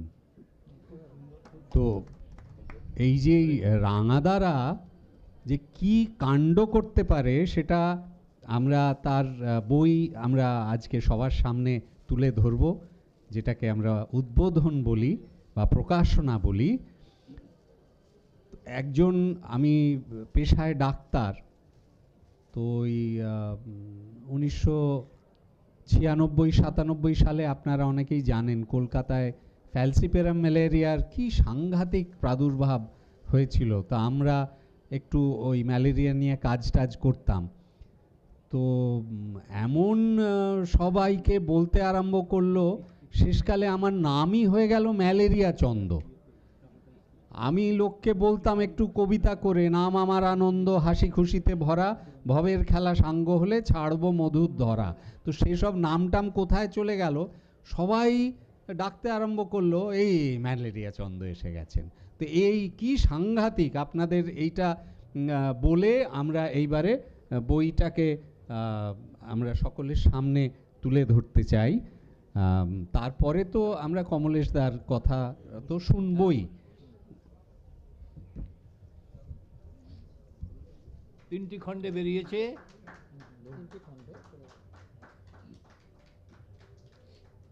নির্মলেন্দু গৌতম রচনা সম্ভার এই নাম দিয়ে এই হচ্ছে প্রথম খণ্ড, এইটা দ্বিতীয় খণ্ড এবং এইটা হচ্ছে তৃতীয় খণ্ড। এই আমরা একসাথে যদি একটু উঁচু করে ধরি, এই প্রথম খণ্ড, দ্বিতীয় খণ্ড, তৃতীয় খণ্ড, ওই দিকেও ঠিক সেই রকমই।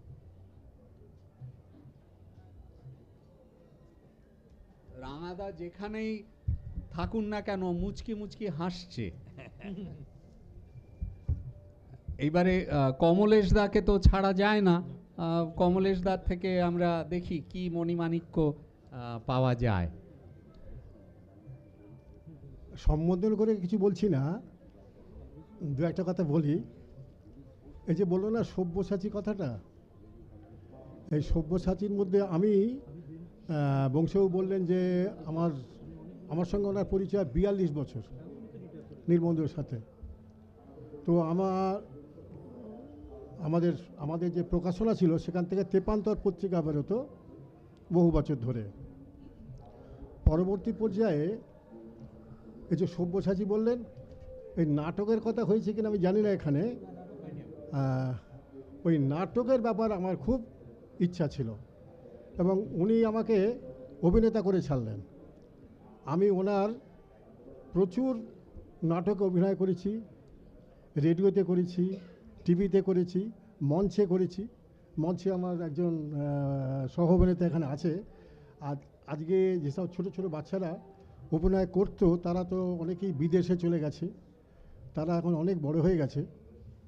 একটা জিনিস শিখবার ব্যাপার, আমি যখন রেডিওতে যেতাম আমার বয়স তখন 40, অথচ আমাকে পাঠ করতে হচ্ছে ওই বাচ্চাদের জন্য অত্যন্ত ছোট গলায় এবং ছোটদের মতো করে, এবং সেটা রেডিওর মধ্যে প্রকাশ করা খুব দুরূহ ব্যাপার। তো আমি যখন করতাম তখন নির্মলদা বলতো, না তোমার এটা হচ্ছে না, তুমি এটা বড়দের মতো করে ফেলছো, এটা কিন্তু ছোটদের মতো করে তোমাকে বলতে হবে। তো এই করতে করতে করতে করতে আমি ওই তখন ছোট হয়ে গেলাম, আমরা এমন ছোট হয়ে গেলাম যে আমি বড়দের নাটকে অংশগ্রহণ করতে পারছি না। আমাকে সব বলছে তুমি ওই ছোটদের অভিনয় করো। তো আমি টিভিতে ছোটদের অভিনয় আমি করবো কী করে, আমাকে তো দেখতে পাচ্ছি।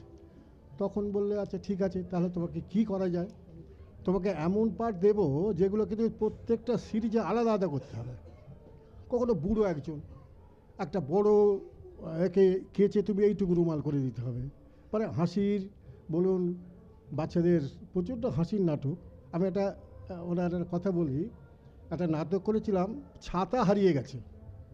এইটা বিজ্ঞাপন দিয়েছে যে ছাতা হারিয়ে গেছে, ওই পুরনো ছাতার পরিবর্তে নতুন ছাতা পাওয়া যাবে, কিন্তু উনি ছাতা কিনবেন নয়, পুরনো ছাতা চাই। এটা নাটকের মূল গল্প। তো তার শেষ কথাটা ছিল যে ছাতা না হারালে থাকে মাথার ওপরে, আর ছাতা হারিয়ে গেলে ঢুকে যায় মাথার ভেতরে। কথাটা দেখুন কী মূল্যবান। ছাতা যত হারিয়ে যাবে তখন দেখবো যে আরে কোথায় গেল কোথায় গেল কোথায় গেল, চালিয়ে খুঁজছে। এটা কিন্তু নাটকে আমাকে ফোটাতে হয়েছিল, কিন্তু ছাতা যখন খুঁজে পাওয়া গেল না তখন তো মাথার ভেতরে থাকে, মাথার উপরে ঠাকুর যত্ন করি। অথচ তুমি হারিয়ে গেলে তুমি এখন মাথার ভেতরে ঢুকে যাও, কোথাও খুঁজে পাচ্ছি না। বিজ্ঞাপন দেওয়া হলো ট্রামে বাসে যে নতুন ছাতা হারিয়ে গেলে তোমাকে পুরস্কার দেওয়া হবে, নতুন ছাতা কিনে দেওয়া হবে, কিন্তু পুরনো ছাতা চাই। মানে যে বাচ্চাদের আনন্দে এরকম বহু নাটক হয়েছে যেগুলো শূন্য খুঁজে বেড়ানো হচ্ছে, শূন্য কোথায় পাওয়া যায়। এখন শূন্য কোথায় পাবে, এটা নাটকে ফোটানো ওই বাচ্চাদের মতো করে, অনেক বাচ্চা এখন বড় হয়ে গেছে, তখন এই বউদের সঙ্গে সুদামা গৌতম ছিলেন। তো এরা আমাদের প্রায় 40-45টা নাটক করেছি, সব গল্প মনে নেই, 2-4টে আমার সহ অভিনেতা এও অনেক অভিনয় করেছে আমার সাথে। কাজেই ওনার সম্বন্ধে নাটক বলতে এই যে সাহিত্যও যেমন করেছেন তেমনি বাচ্চাদের নাটকও করেছেন। এই হলো আমার ওনার কাছ থেকে শেখা। নমস্কার। তো সুব্রত এখানে আছে, ডাক্তারকে টানবে না, এটা তো হতে পারে না। মানে অ্যাকচুয়ালি একা একা বসতে না একটু থরহরি কম্প তো হচ্ছি, সেই জন্যে এই তো এসে গেছেন এক ডাক্তার, আর এক ডাক্তারকে নিয়ে এলো, এবং অভিজিৎ ভট্টাচার্য, ওনার থেকে আমরা কিন্তু কিছু শুনবো। কোলে মানে এককালে কোলে উঠে দৌরাত্ম্য করতেন, কাজে কাজে এখন এত বড় সড়ো দেখতে হলে তো হবে না।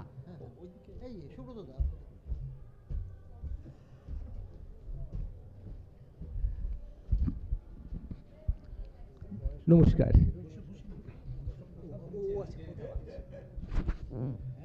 সবাই যখন প্রথা ভাঙছে পুষেই বলি, দেবাশিস কাকু একমাত্র লোক, শুধু দেবাশিস কাকু না, নির্মলেন্দু কাকুর কথাও বলছি, যে আমাকে মাঝে মাঝেই বলে, জানিস আমি তোর বাবার বিয়ে দেখাতে পারি। কথাটা হচ্ছে আমার বাবার বিয়ের বরযাত্রী ছিলেন দেবাশিস গৌতম এবং নির্মলেন্দু গৌতম। সেই দিন থেকে আমার বাড়িতে ওনাদের আসা যাওয়া।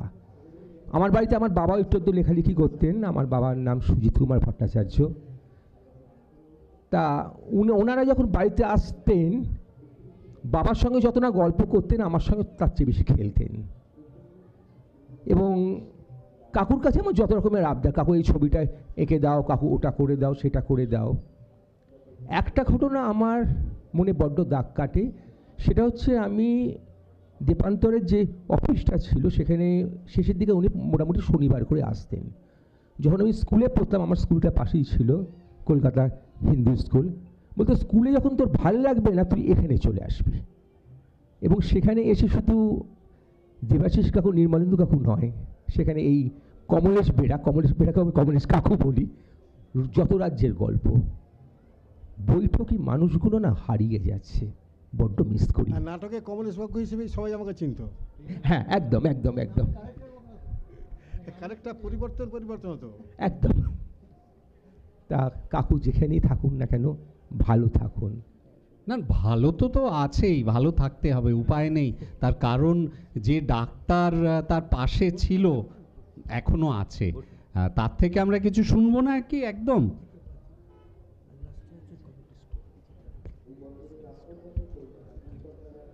নমস্কার, মঞ্চে উপবিষ্ট সব গুণীজনকে আমার প্রণাম জানাই। আমি গ্রামে বড় হওয়া এবং কলকাতায় এসে ডাক্তারি পাশ করে অদ্ভুতভাবে নির্মলেন্দু গৌতমের ছত্রছায়ায় চলে এলাম। তো যেহেতু গ্রামের ছেলে, এত লাইমলাইট বোধহয় আমি কোনোদিন দেখিনি। যার অভিজ্ঞতা আমার হয়েছে ওই রাঙাদা নামক আমাদের গার্জেন, তার বাড়িতে। এমন কোনো জগৎ নেই যে জগতের মানুষ ওনাদের বাড়িতে আসতো না। চলচ্চিত্র, সাহিত্য, চিকিৎসা এবং সমাজের প্রশাসক, তাদের সব মাথাদের আনাগোনা ছিল ওই বাড়িতে। ডাক্তারি পড়ার সুবাদে আমাদের ওই একটা অ্যানালিটিক্যাল মাইন্ড তৈরি হয়। কেন? এক এক সময় ভাবতাম যে এই মানুষটার মধ্যে কি আছে। সাহিত্য তো আমি বুঝি না, আমার বোঝার কথাও নয়। তো এই মানুষটার মধ্যে এমন কিছু আকর্ষণ রয়েছে যা সমস্ত স্তরের মানুষকে টেনে নিয়ে আসে ওই বাড়িটাতে। সারাক্ষণই দেখতাম ওই বাড়িতে একটা চাঁদের হাট। সেই চাঁদের আলোতে আমরাও আলোকিত হতে শুরু করি, কিন্তু বেশি দিন সে সুযোগ আমরা পাইনি। তার অন্তিম শংসাপত্র আমাকেই লিখতে হয়েছে, সেটা আমার কাছে খুব কষ্টের ছিল। বুক ভেঙে গেল, রাঙাদা চলে গেল, কিন্তু তার পরিবারের যে ছত্রছায়া সেখানে আমরা থাকলাম। আজ এই রাঙাদার বই হারিয়ে যাওয়ার আগে আবার নূতন করে উপস্থাপিত হলো, এ বড় তৃপ্তির, বড় আনন্দের। প্রকাশকদের আমি শুধু অনুরোধ করব, আজকের জেনারেশন তারা এই বই পড়ার অভ্যাস থেকে অনেকটা সরে গেছে, তারা ডিজিটালি অনেক বেশি পড়ার অভ্যাস তৈরি করে ফেলেছে, পরিস্থিতি তাদের সেভাবে আগিয়ে নিয়ে গেছে। তো এই বইগুলোর যদি ডিজিটাল সংস্করণ করা যায়, যাতে নির্মলেন্দু গৌতম যেন অমর থাকে। আরেকটা আমার রিকোয়েস্ট ছিল যে লেখক পরিচিতি কিন্তু আরেকটু সবিস্তার হলে ভালো হতো, সেটা আগামী ভার্সনগুলোতে যেন একটু মাথায় রাখেন যারা এই প্রকাশনার সাথে যুক্ত। রাঙাদা আছে, আমাদের মধ্যেই আছে, এবং তার যে গার্জেনশিপ সেটা মিস করি। মানে আমার বাবার পরবর্তী পর্যায়ে যদি বলতে হয়, তাহলে রাঙাদা সেই জায়গাটা নিতে পেরেছিল। ধন্যবাদ, সবাই ভালো থাকুন, নমস্কার। আমরা এরপরে তো ছড়া দিয়েই শেষ করব, কিন্তু এটা না বলে পারছি না যে কোথাও আমার হারিয়ে যাওয়ার নেই মানা। সেই তেপান্তরে গিয়ে আমরা সেই ছড়াটা শুনব। চলে আসুন, আমরা ছড়া শুনতে চাই। হ্যাঁ, জান না, অসুবিধা নেই। ওর ছড়া বলার আগে আমি একটু বলে নিচ্ছি। হ্যাঁ, নিশ্চয়ই, বলুন। নির্মলেন্দুদা কেমন মানুষ ছিলেন হঠাৎ মনে পড়ে গেল। মানে আমাদের বাড়িতে প্রায়ই আসতেন দেবাশিস দা, নির্মলেন্দুদা। একবার আমার মনে আছে, আমি একটি তুর্কি গল্প ইংরেজি অনুবাদের মাধ্যমে বাংলায় অনুবাদ করেছিলাম, মৃতের ভোজ নাম দিয়ে। আমার আশুতোষ কলেজ ম্যাগাজিনে সেটা প্রকাশিত হয়েছিল। আমি সেই গল্পটি দেবাশিস দাকে আর নির্মলেন্দু দাকে পড়ে শুনিয়েছিলাম। খুব কঠিন গল্প, খুব কষ্টের গল্প, কিন্তু নির্মলেন্দু দা শুনে বললেন, অসাধারণ, এই গল্পটা তুমি আমাকে দাও, আমরা আবার ছাপবো এটা রূপসী বাংলা পত্রিকায়। এবং তিনি ছেপেছিলেন। এই যে কোনো কিছুর প্রতি আগ্রহ এবং কাউকে অনুপ্রাণিত করবার জন্য যে প্রয়াস, এইটা ওদের সমস্ত পরিবারের মধ্যে, সকলের মধ্যেই দেখেছি, বিশেষ করে নির্মলেন্দুদার মধ্যে। এবং ওরা তো মুক্ত বিহঙ্গ বলি, যে ওরা একজনই মাত্র যিনি বিবাহিত জীবন যাপন করেছেন, আর কেউ করেননি সংসারের কেউ। সেইটাও একটু অবাক, ওই প্রথা ভাঙার একটা শিকল ছাড়িয়ে চলে যাওয়ার একটা পথ, শিকল ভাঙার ছল। তো সেই কথাই বলতে খুব ইচ্ছে করলো, বললাম। এবারে আমরা ছড়াটি শুনে নিই। সার্থক জনম আমার জন্মেছি এই দেশে, সার্থক জনম মাগো তোমায় ভালোবেসে।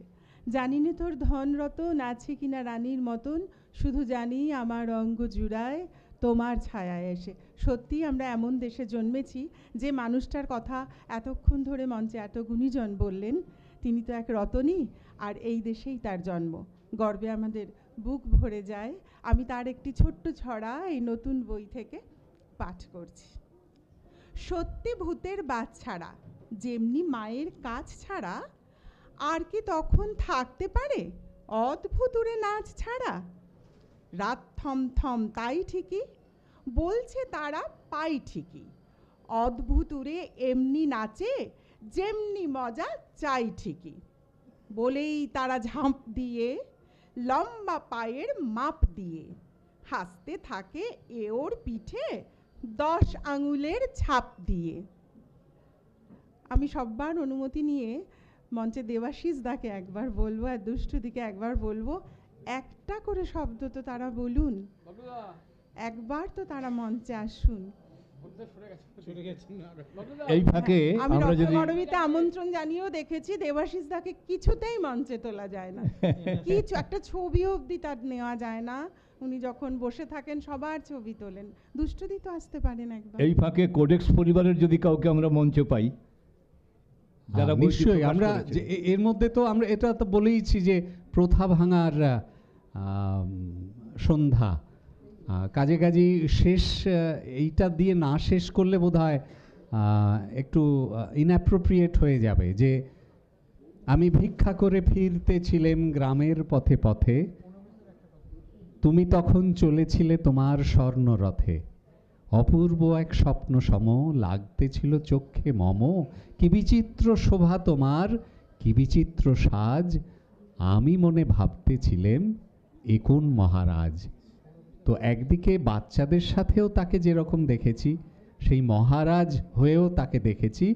প্রণবেশদার থেকে অন্তত দু কলম বা দু কলি কিছু একটু শোনবার লোভ সামলাতে পারছি না, করেই আমরা আজকের মতন এই আমাদের আড্ডা কিন্তু চলবে, এটাই বলার।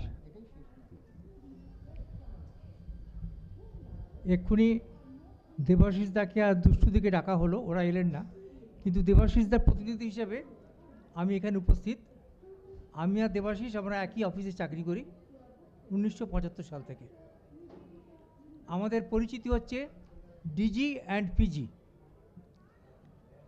রাঙাদাকে আমরা রাঙাদা হিসেবেই চিনি এবং খুব ভয় পেতাম এই জন্যে যে আমার কলিগের দাদা, কিন্তু আলাপ হওয়ার পর দেখলাম যে একটা দারুণ মানুষ। এই যে একটু আগে আপনারা সবাই বলছিলেন প্রথা ভাঙার গল্প, আপনারা শুনলে অবাক হবেন যে ওদের বাড়িতে একটা নাকি কমন ডায়েরি থাকতো।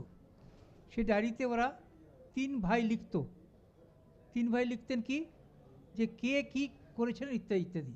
তো আমি দেবাশিস থেকে বলতাম সব মিথ্যে কথা লেখো তো, তার কারণ তুমি আজকে অফিসের কোন মহিলা কলিগকে নিয়ে কোথায় গেছিলে নিশ্চয়ই সেটা লেখনি। তো এই যে ব্যাপারটা, যে আজ পর্যন্ত আমি কখনো শুনিনি, সম্ভবত আপনারাও শোনেননি, যে ডায়েরি সেটা হচ্ছে কমন ডায়েরি, সেই যৌথ পরিবারের মতো যৌথ ডায়েরি। সুতরাং এই প্রথা ভাঙার কাজটা কিন্তু ওনারা ঘর থেকেই শুরু করেছিলেন। এরপরে বলি, যেহেতু আমি আর দেবাশিস আমরা কলিগ, তো রাঙাদা আমার বাড়িতে এসেছে। আমার যখন ছেলে হয়েছে, ছেলেকে কোলে তুলে নিয়েছেন। ছেলে যখন বড় হয়েছে একটু, এই 3 বছর বা 2 বছর, দেবাশিস এসেছে ফটো তুলতে, সঙ্গে রাঙাদা। রাঙাদার কিন্তু আসার কথা নয়, ও তুই প্রবেশ করে যাচ্ছিস, চল যাও। এবারে আমার ছেলে কোলে নিয়েছে, আমার ছেলে করলো কি, দাঁত দিয়ে ওনার কলারটাকে কামড়ে ধরে এরকম করে রইল, আর সেই ফটোটা দেবাশিসদা তুলল। সব থেকে অবাক কাণ্ড হচ্ছে যে দেবাশিসদা চলে যাওয়ার পর, নির্মলেন্দুদা চলে যাওয়ার পর ওই ছবিটা দিয়ে আমার ছেলে তার শিক্ষকের প্রতি শ্রদ্ধা জানিয়েছিল। তো এই আড্ডাটা আমাদের চলতে থাকবে। বাবলুদা আসুক বা দুষ্টুদি আসুক না আসুক, এই আড্ডাটা কিন্তু আমাদের নিজেদের মধ্যেও চলবে এবং সেই চেতলার গৌতম বাড়িতে তো চলবেই, এবং 87 নম্বর বাড়িতে। এবং সবাইকে আমরা এইটাই বলেই আজকে আমরা এখান থেকে এগোবো, যে রাঙাদা রাঙিয়ে দিয়ে যাও, যাও গো এবার যাবার পথে রাঙিয়ে দিয়ে যাও।